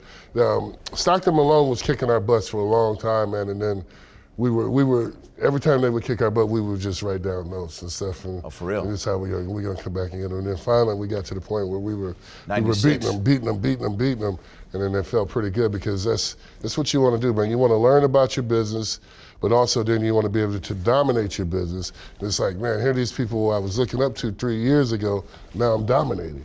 And it's kind of cool to go through that. It's awesome to hear you guys say you would take notes like that after games because that's in any job. Yeah. I mean, shit, even in comedy, it's why you record all your sets. Absolutely. Listen back to them. I mean, acting jobs, you're making notes. I mean, so it's kind of a lost skill set that is to just not feel like, oh, I'll just play better, or I'll just think in your head like, oh, I'll shoot more shots pre-game and that'll do it, or I'll just try harder next game. No, absolutely. And I think nowadays, it's funny that you say it because nowadays I think a lot of people look at it that way where they say, oh, I can just go practice hard. No. You actually have to go study this film. Identify stuff. Look at what some of these great people are doing, and then change your game up to do what they were doing, but even better. Yeah. I mean, and that's how it works. With 2:11 left in the first half, it's Kemp in low. Spins by Buck, reverse Hamilton. Shawn Kemp hits the back. The dunk contest, the first one you went to was 91. And I heard you say that was intentional because you were like trying to build your brand, right? Absolutely. Once you start to get some notoriety, you're like, how can I take this up a notch? And that was a way to get some like global respect, yeah? Yeah, man, it really came from kind of like my mom, man. My mom was just like, look, in order for you to become popular, to become one of these top guys, you got to build your brand up. Like I said, I really wasn't a great slam dunker, but then I was just like, damn, man, I'm gonna take this opportunity to go down here and do the slam dunk contest. I'm gonna see what I can do. Yeah. So instead of like trying to win the dunk contest, I'm gonna try to be the person who dunks it the hardest. I wanna do something different. So instead of trying to win the trophy, how about this? If I do the hardest dunks that they've ever seen, will everybody leave this building saying my name?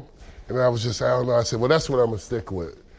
And then I made a few of them, and I was like, oh shit, now I'm in the business. So then I just went to really just trying to rip the rim off the goal, man. And that's what it's all about, like having fun with it, And Shawn Kemp, by the way, says he has some new stuff this year. He's real loosey-goosey. You see him, he's real disjointed. This guy is going to go in all different directions before he dunks his basketball. A powerful body. 6'10", 240. Had a little trouble with the catch, but then a very powerful slam. See, he's the favorite. So. Magic, your opinion on that one. Magic Johnson. Well, he got about 40 cheerleaders over here. All the NBA players are cheering for him over here by me. Like you said earlier, they like power, and he just gave him power, but also he jumped so high Man, I played 14 years, man, and never twisted an ankle. So, you know, absolutely, man. I sprained 2 ankles at fucking 24 Hour Fitness 3 days ago. I still haven't never twisted my ankle playing ball or anything. So, good for you. No, I felt pretty blessed to make it out through my whole career without any injuries. Absolutely. It's one of the reasons I wanted to stop playing when I was younger, because I was always afraid of getting hurt. It happens, and you know, I look at guys, even today, man, I look at guys like LeBron James, and I just marvel. Jason Terry, good defense. Wade from behind takes it away. Chalmers, Cole, James! Whoa! Now it looked like he jumped out of the mezzanine to dunk this ball. That's sending it down with some. The game that when Kevin Durant got a preseason game to come back and play at Key Arena. Yeah. Which, by the way, we talked about the Coliseum. Key Arena had its own great. I mean, I know we didn't want to see it refurbished and upgraded. Also became a great house to play in, right? Absolutely. A lot of great memories. Oh yeah, without a doubt, man. Especially when they first did it. You know, I wasn't crazy about the maroon colors they added to the green. Yeah. I wasn't that crazy, but you know, I think you know, as far as the arena, when the Key Arena first got done, I think it was top shape, man, definitely. And I think this one is going to be great also. The intros, the player intros to me, I've been to a lot of NBA games. I feel like it was the shit. And I was always curious, did you guys get as hyped up for those as we did? Because the whole like dun dun dun dun, and then the logo popping out of the Key Arena, squatch dropping.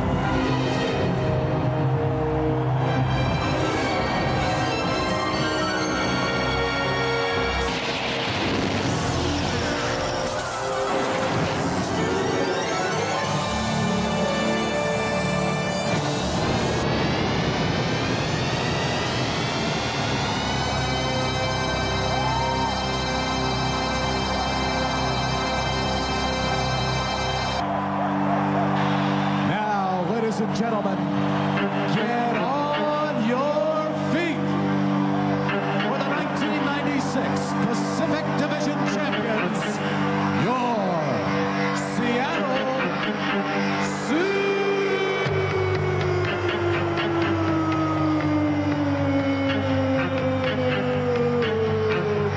SuperSonics.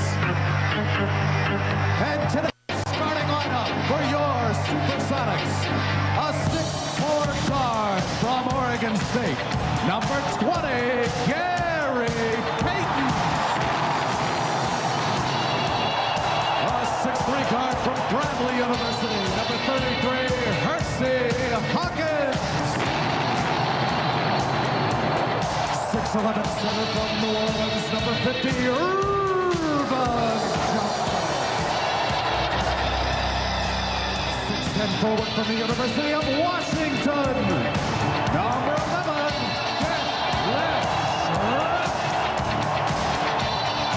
and a 6'10" forward from Trinity Junior College, number 40, Shawn Kemp. And the head coach of your Seattle SuperSonics, George Karl. The way it works is like this: when through your day when you go to the game and you're getting ready for the game and stuff, there's something that clicks when you're going through all of that. So when you get to the arena, man, you get your uniform on, it still hasn't clicked that you're gonna play yet. Yeah. You kind of wait. What usually clicks is when they do the intros, is usually when you start smelling like the popcorn smell in the arena. Because that's when the people are filling the arenas in. And then when you start smelling that popcorn, and then the intros come, then that's when you get turnover, you get totally locked in, and that's when you know you're really about to get out there and get your ball on. The year that we made it, it was so good to play against the Bulls, but I actually think that we were better like 2 years prior to that. Oh yeah. Where we had a chance to really go even further.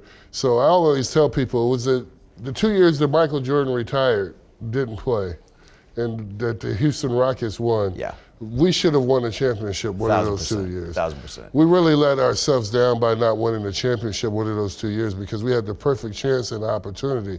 But also it goes to show you the opportunities come and go so fast. Yeah. And you know, when he retired, man, it was just like open season for everybody. Was there a collective like group text of the NBA being like, Mike's done, we got a fucking shot? Well, that a little bit, I think everybody felt like they kind of had a better shot.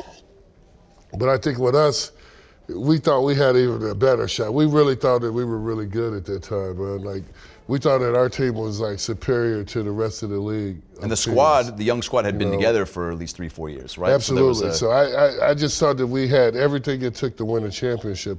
Our only problem is that sometimes it's like anything you do in life. When you have a team, if you bring in 1 or 2 pieces from the outside, sometimes that team can disrupt your team from selfishness. We had a couple guys that we brought in that wasn't happy with their roles, and they were complaining. So those complaints those selfish thoughts kind of dictated our future a little bit. That's why we lost, because we had a lot of guys bickering at each other and stuff. So once we got that cleared up, then we were great when we went back in '96 and played. Posting Kerr. Yes. The Sonics on a tear. The Bulls will talk it over.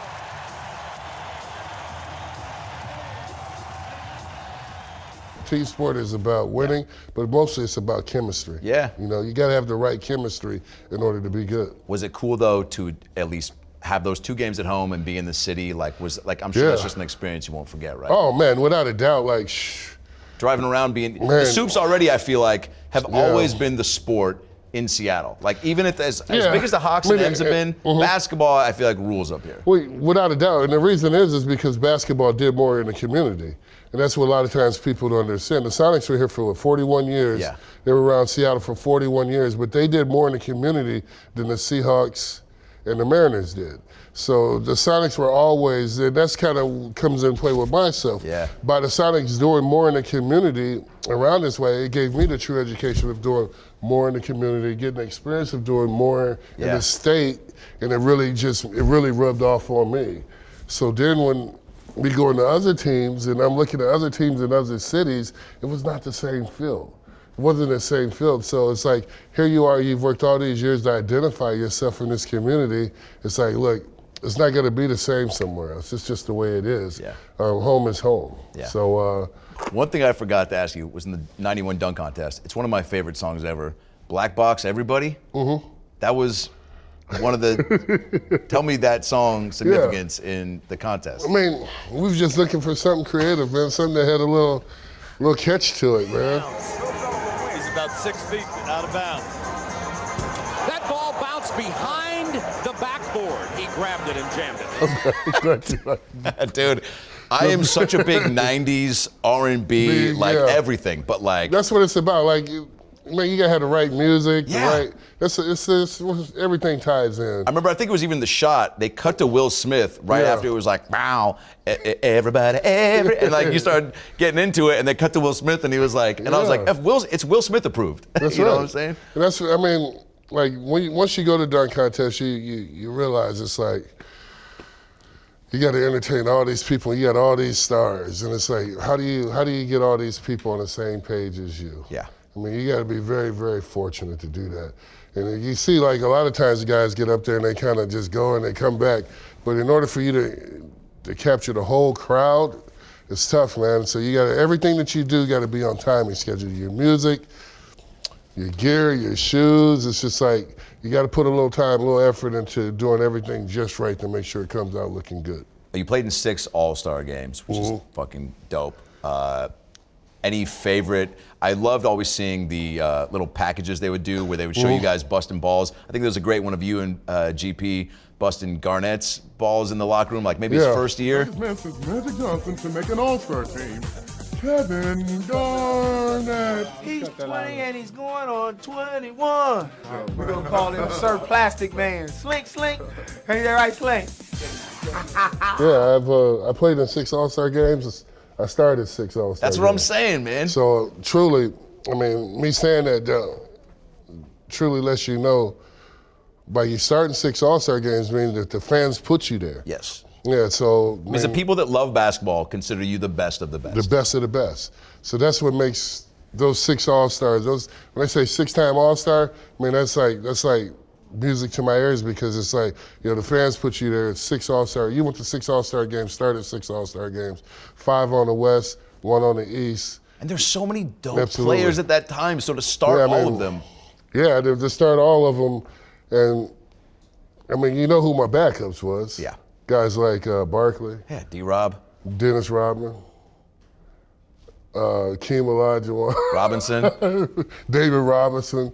Those were all my backups for a lot. Dude, that's crazy. Malone? For Karl Malone. Oh yeah. Seattle SuperSonics, Shawn Kemp.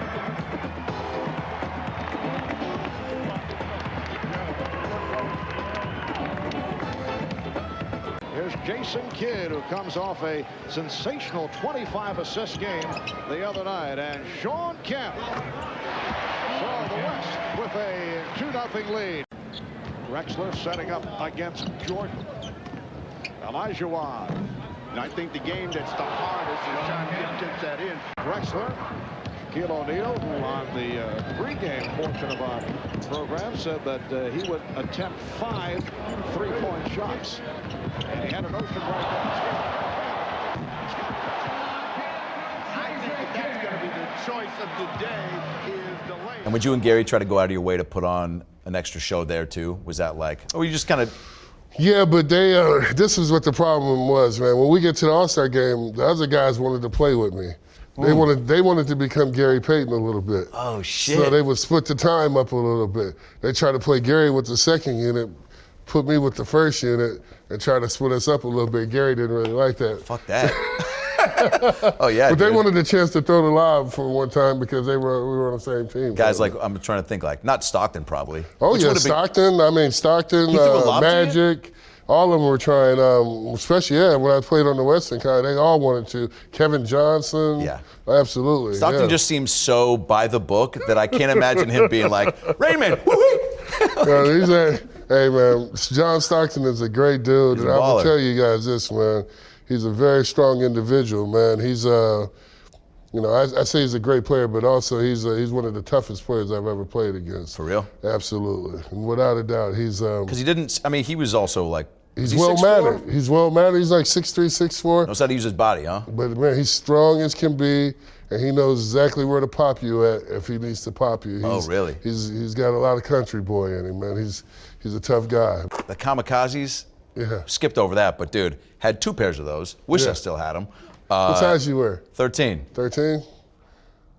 I thought you were about to pull a box out from behind the chair. I got 10 and 12 in the car. I could probably get 13 from that. Dude, I will slip into a 12 as long. Getting your own shoe also, I feel like, has to be a milestone where you're like, getting a nickname like the Ray Man and having posters and branding is, it's, obviously a big deal. Getting your own shoe, a few people have that. No, obviously, yeah. Like I said, I came in wearing Nikes, and Michael Jordan had something in his contract where someone could make more money than he could, and then Charles Barkley actually had something in his contract that him and Michael Jordan was the 1-2 highest paid in Nike. Therefore, so when my contract ended up with Nike and it was time for me to get a new one, I went to Reebok because it only made sense. I didn't want to be in competition with Michael Jordan and Charles Barkley. Yeah. I wasn't trying to fight that battle. So it was best for me to go to somewhere like Reebok and develop my own. Oh, you took them up a notch. Yeah, definitely. Just develop your own way, man, your own way of doing it. I think that's what you learn throughout the years. Sonny Vaccaro taught me these things, man, to brand myself, to be strong. One of these days, like I saw him developing that Michael Jordan shoe when I was in 7th grade in the back seat of the car. Those were the ideas that I had in my head. One of these motivators days, too, right? Motivators, man. I want my own signature shoe. How can we do this? I want to go with the brand that's going to be able to push my own Shawn Kemp shoe out there.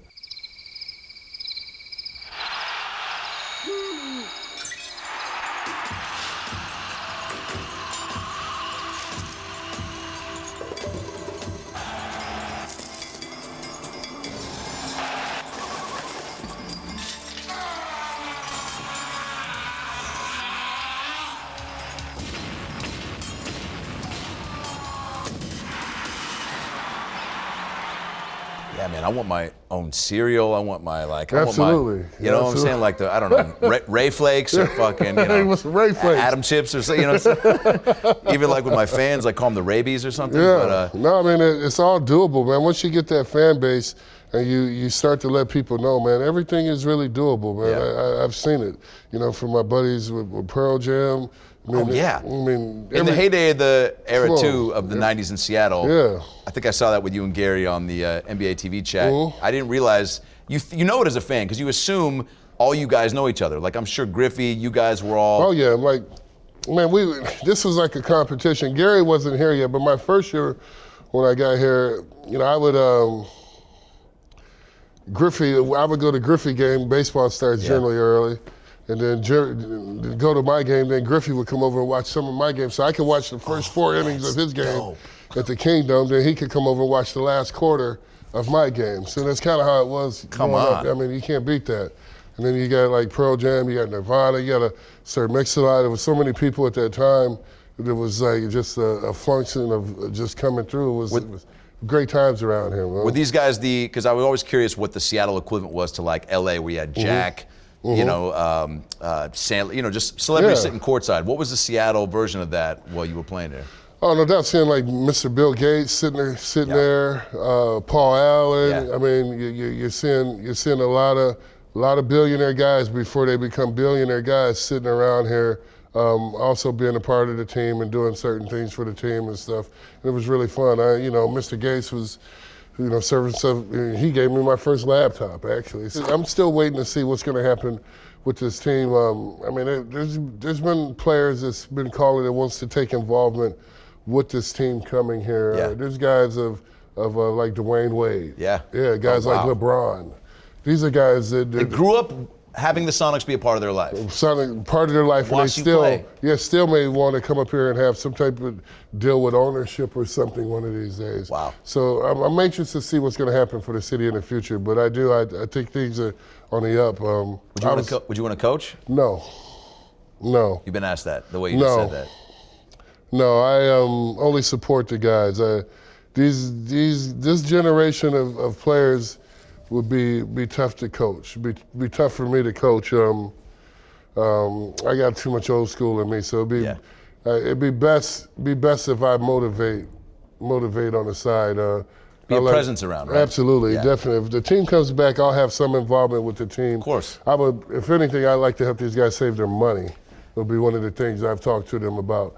I'd be more interested in that than anything, making sure these guys take care of themselves years down the road instead of being in a bad position. Do you and Gary talk about, fantasize, look forward to that day when Absolutely. the team gets back, jersey retirement?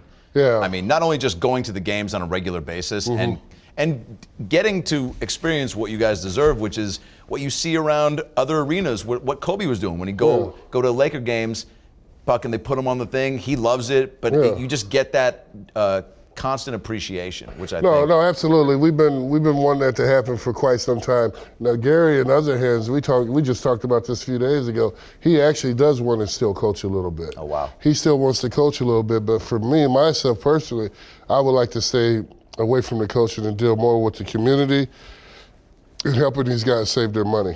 Well, Gary was coaching the Big Three, so I think he wants to be the coach, but for myself, it's just about maintaining these guys' careers and making sure they save their money, man. I get upset when I see about them losing their money still, so that bothers me. Did you know KD was going to wear your jersey at that preseason game? I didn't know that, but I'm ecstatic that he did. And this is the truth of it, man. I've been wanting to do something special for him for doing it that night. So I believe this year, when the playoff goes on, I'll be in Brooklyn wearing his jersey, no doubt. Oh shit, dude. I went to the games when he was playing with Golden State.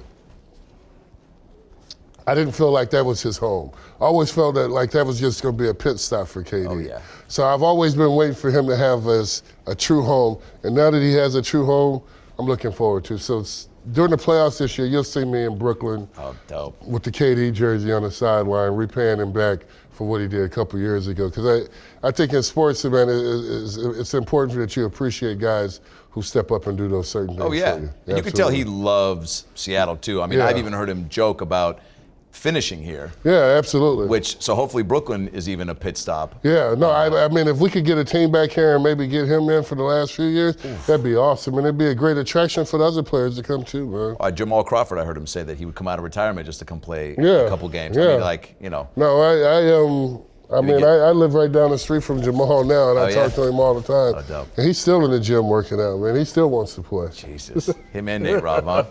Did you watch that Nate Robb fight? I did. I watched it, man. I felt bad for Nate, but yeah. You know, you got to pick your poison, man. And boxing's not one that you really want to play with. Nothing funny about what's happening with Nate Robinson, but Snoop Dogg is singing the hymns. He's trying to get Golf, nobody would have said anything. Yeah. Tennis, who cares? Yeah. Swimming, get over it. But boxing, I mean, beast, man. yeah, it's a different business, man. And Nate's a great guy. Oh, yeah. Man, he does a lot of good stuff around here with kids and stuff with the Flag Football League and stuff. He's a great guy. I hate to see that happen to him. But anytime that you get into that boxing ring, you really got to be prepared. He took it in stride. He did. I was kind of hoping it would inspire NBA players like Steve Scheffler to come out of the woodwork and be like, hey. Pre-game meal, peanut butter and jelly sandwich, post-game meal, prime rib. Fuck. At any spot around town? No, prime rib usually comes from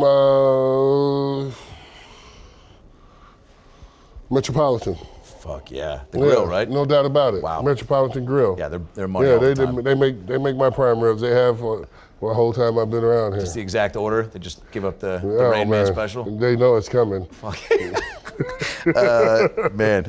Player you were most fired up to battle? Akeem Olajuwon. Because I was scared of him. So I always got the best of him because I was pumped to play against him. And I ended up getting the best of him most of those times. Oh, yeah. But Junior, I can tell you now, I was scared of his ass too. The Dream Shake, that was a real thing. It was real. Man, fucking cold shiver. It was real. Favorite poster of you? I'll say what mine is. It's the one you got upstairs with the umbrella. The umbrella? That is a cool picture. That is a cool picture. Also, you just got such a great smile. It's like but the best one right behind me is the one with the Band-Aid. There's one with the Band-Aid. And I'm coming through, I think I'm dunking on Robert Horry. And it just signifies what I had to go through, man. Just that's what you had to go through. To do all those dunks, you got to get beat up a little bit. I love that. Favorite dunk we talked about? The first dunk in New York, the double pump backwards reverse dunk. Also, just the angles of that. I don't even know how you get the ball in that spot and think to do that. It was like one dribble and then, no, you didn't even dribble, did you? Just catch I didn't it? dribble, I just caught it and jumped. So, Jesus, dude. yeah, that's like one of those dunks when I look back, I say, damn. What was I thinking? What was that? Yeah. I'm like, ooh, glad I made it, you know? With dunks like that, are you even thinking or is it just it's just reaction? Just reaction. Yeah. It's a complete reaction. Favorite TV show currently? Favorite TV, Cobra Kai. Oh, yeah. Netflix. Yeah, killer. One of my buddies is on that. Is that right? Yeah. You're telling me does a good it's job. killer, man. This is a good one. Favorite thing to do when high? Favorite thing to do when high? Talk shit. Oh, yeah? Yeah, absolutely, man. Oh, fuck yeah, dude. Yeah, some people get the munchies. I like to talk a lot of shit. Do you have any good, like through text, live, like what? No, I mean, just with my buddies and stuff, we just rad each other all the time on sports games. Yeah, you like to kick it. Yeah, we like to kick it, talk shit to each other, just tease each other, just everything, man. That's what it's all about. Active stoners are way better. Like there's Absolutely. there's times when you just want to get glued to the couch. Yeah. Fucking bury your face in a pie. Yeah. And just, fall asleep exactly the way you're sitting. That's when you smoke that indica. That's the indica couch. I'm sure you got some good stuff up here we can get set up with. That's my favorite too. I always, from the moment I started smoking, I was like, I want to kick it. Yeah. You know, I never want to get too high to where I can't look somebody in the eye and talk and know what just came out of my mouth. You know. That too, man. That's why you want to be functionable. Yeah. You know, like, I consider myself lucky. I mean, I've only been high once or twice where I didn't feel like I should talk. Yeah. You know, the one. What if you were like, it was game 4 of the 1992 playoffs? No, it wasn't game 4. No, it was actually the dab roast. So I did a dab roast, man. Yeah, I did the dab roast like a couple months ago. And then I was just like, don't even talk. Like, just, I was just like, whatever you do, just smile, don't talk, because I've totally been I don't think anything's gonna come out correct. Oh, I've been there, dude. Dude, I ran into Larry King while I was baked at the movie theater once. It was like the first celebrity I met in LA. And I went up to him, because in my head I was like, you gotta say something to him. Right, Like, no, you gotta don't. say hi to him. Yeah, you don't have to do anything. Walk the other way is what you should do. But he's with his nephew, and I walk up and I go, hey Larry, I go, big fan, man. And my eyes are just cash. So like, I'm probably not even looking at him. I'm just like, hey man, you're the fucking man, dude. And he was just like, hey. And I go, hey, I go, so what are you guys doing? Getting some snacks? Fucking just lingering. He's at the snack machine, by the way. He's clearly getting snacks. Oh, yeah. And he goes, I'm with my nephew, do you mind? And I go, not at all. I just got interviewed by Larry King. And then he goes, huh? And my buddy was like, dude, get the fuck away from that guy, man. So there's times to when you should, be that high and be home. But, all right. The best piece of advice you've received? Oh, man, that you never stop learning. And once you know that you never stop learning, man, you're good. You at least in your mind, you're always open to ideas and situations. Love that. Favorite part about being a dad? Favorite part about being a dad, man, just the comfort, man, from your kids, man. Like with me, my kids kind of change everything. The responsibility of being a father changes you as an individual. So you could be going through some things as an individual, but the responsibility as you being a father, it kind of overweights everything. Nothing was more important than my kids. So that's what always made me stay on top, is because none of the other stuff really mattered. Just being a father mattered. I love that. Are they pumped about this new venture, the store and everything? Yeah, I've been telling them for a few years that I was interested, and then now they're like, oh, it's real, Dad. You're like on the side of the building. Yeah. You're selling weed. So, yeah, living the dream. Yeah, I'm like, hey, my kids they're older. So, I mean, I feel great about the business, man, simply because my kids are older, they're out of school, they're out of college. So I think I have the time now to concentrate and work with a team of people. Yeah. And I'm lucky to work with a good team of people also. That means everything. Yeah, last two questions I want to talk about the store. Best shit talking you ever heard about, best shit talking you ever heard from Gary? Best shit talking I heard from Gary Whether it was on the court or off the court. Oh, no doubt was be off the court, and it had to be Gary. He talked a lot of shit, but it had to be Gary and Michael Jordan, man. Gary told Michael Jordan that Gary said he drove a Ferrari, just like Michael did. And then Michael told all of us that he drives Ferraris for free.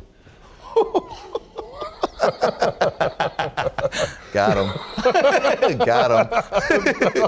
That's amazing. In-N-Out or Dick's? And for those of you who aren't familiar, In-N-Out, obviously big fast food joint in LA. Mm-hmm. Dick's, you can't go wrong. Come on, man, you can't go wrong with Dick's fries. Dick's fries, a double cheeseburger, and a chocolate shake. Come on, man. I just got high listening to you say that. It's like, come on. Do you see me? I was like, keep going. That's Broadway munchie food all night long. You can't go wrong with that. You cannot beat that, Dude, man. we used to get it. My buddy's brother worked there, and we'd walk up, and he'd just go, say no more. And he'd give us 2 bags, and we'd slip it into the Key Arena. There you go. It's the best. Mike or LeBron? I'll answer this eras. question. I mean, I'm going to say this, man. Michael Jordan is the man. He's the #1 basketball player. Always will be remembered as #1. But LeBron James is the greatest. Michael Jordan is the #1 basketball player, but LeBron James has the best career of anybody in the history of basketball. He has the best career. And what I mean by that is this.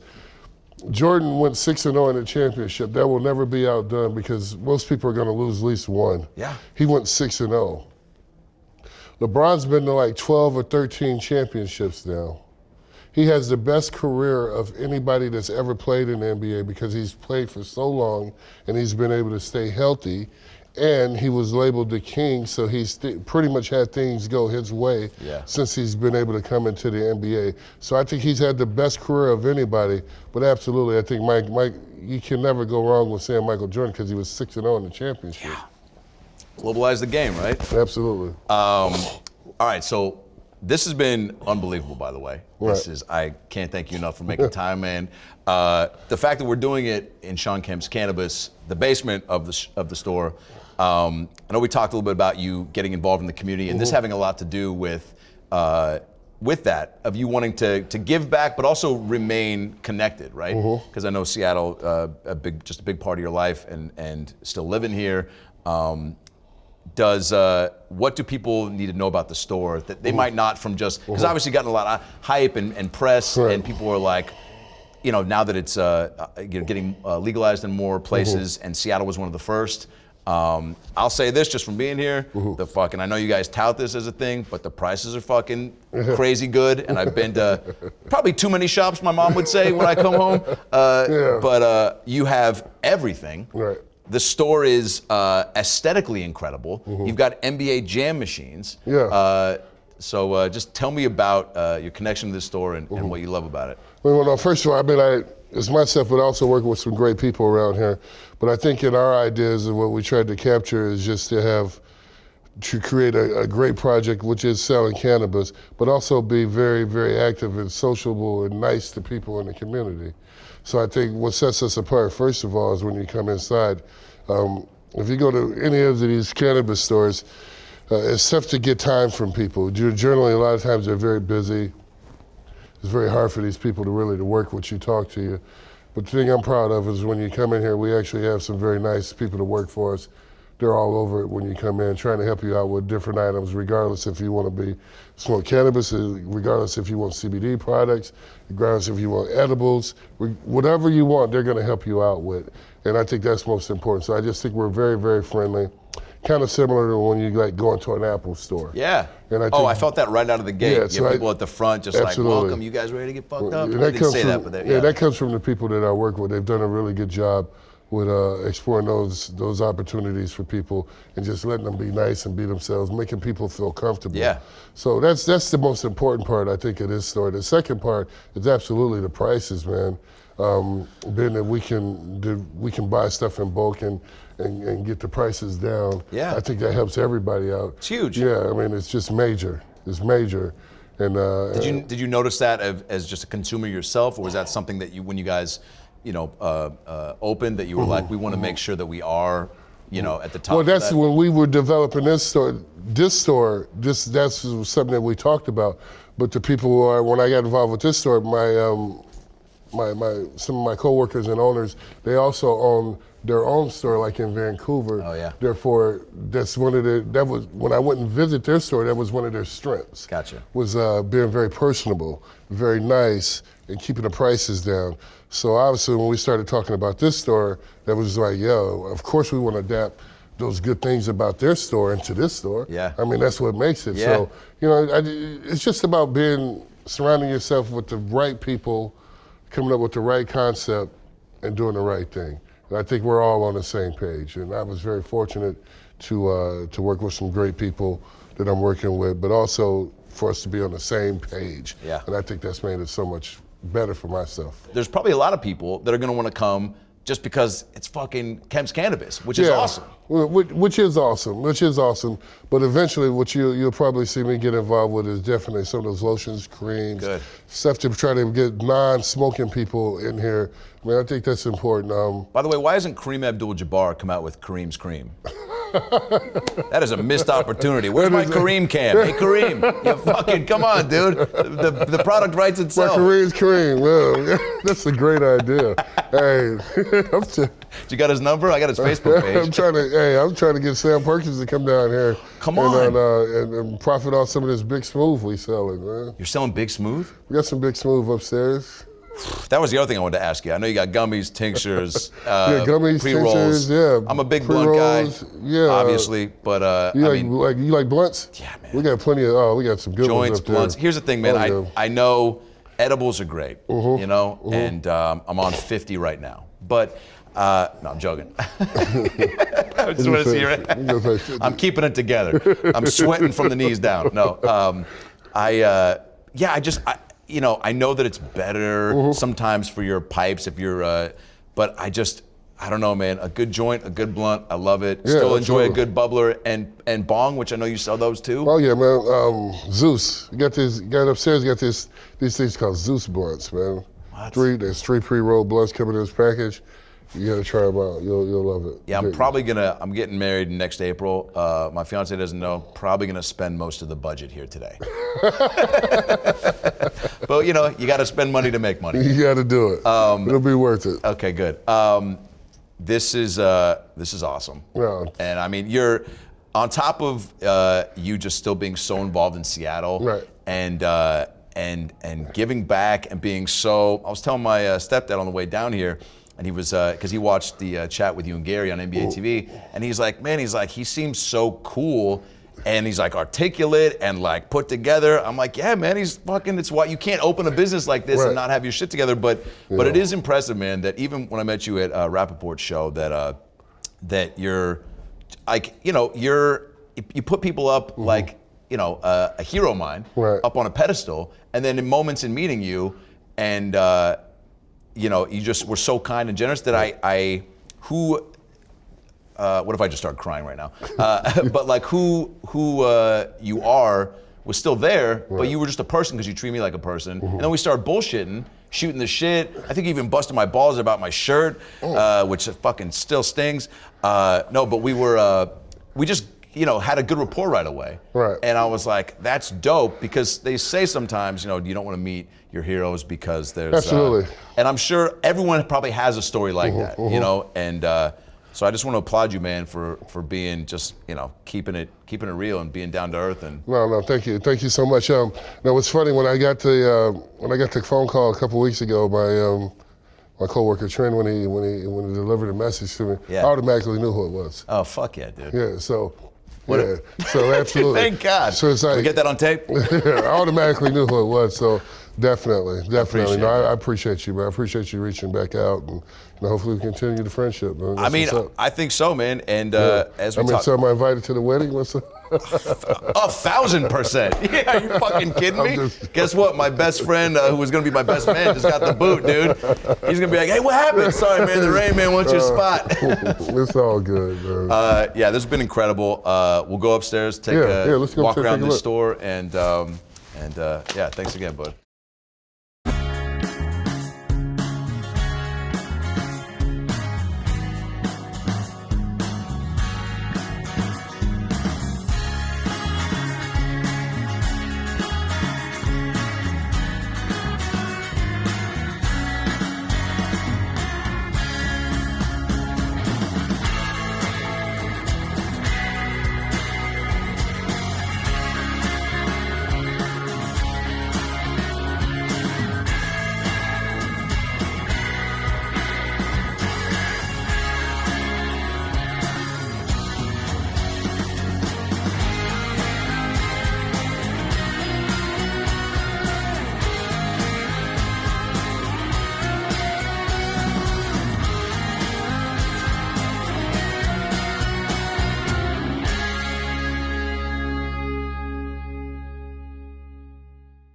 There goes the wedding band budget. I'll just sing in the background. She's like, what happened to the band? Oh, I'm gonna do it a cappella.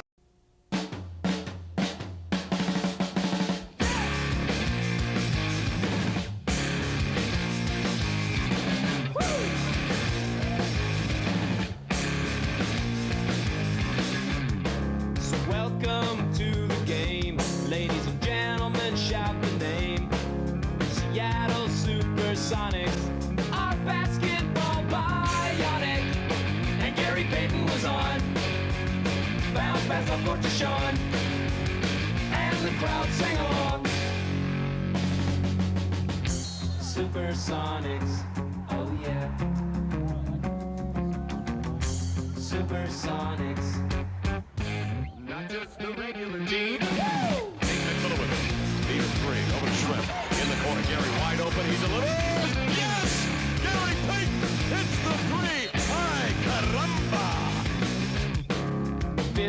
15 seconds to play. Deadlift with the baseline J. Up court, fast break invaders. The slam dunk terminators. Fans can rattle the roof. Nothing but net, big smooth. 5 guys in a groove. SuperSonics, oh yeah. SuperSonics. Not just a regular team. Get up, Rain Man, and make it good. Golly, is that kid strong? Oh, it's getting weird in here. Oh, Alibaba. Nobody do the voodoo like you do. SuperSonics, oh yeah. SuperSonics, oh yeah. SuperSonics, oh yeah. SuperSonics, oh yeah. SuperSonics, oh yeah. SuperSonics, oh yeah. SuperSonics, oh yeah. SuperSonics, oh yeah.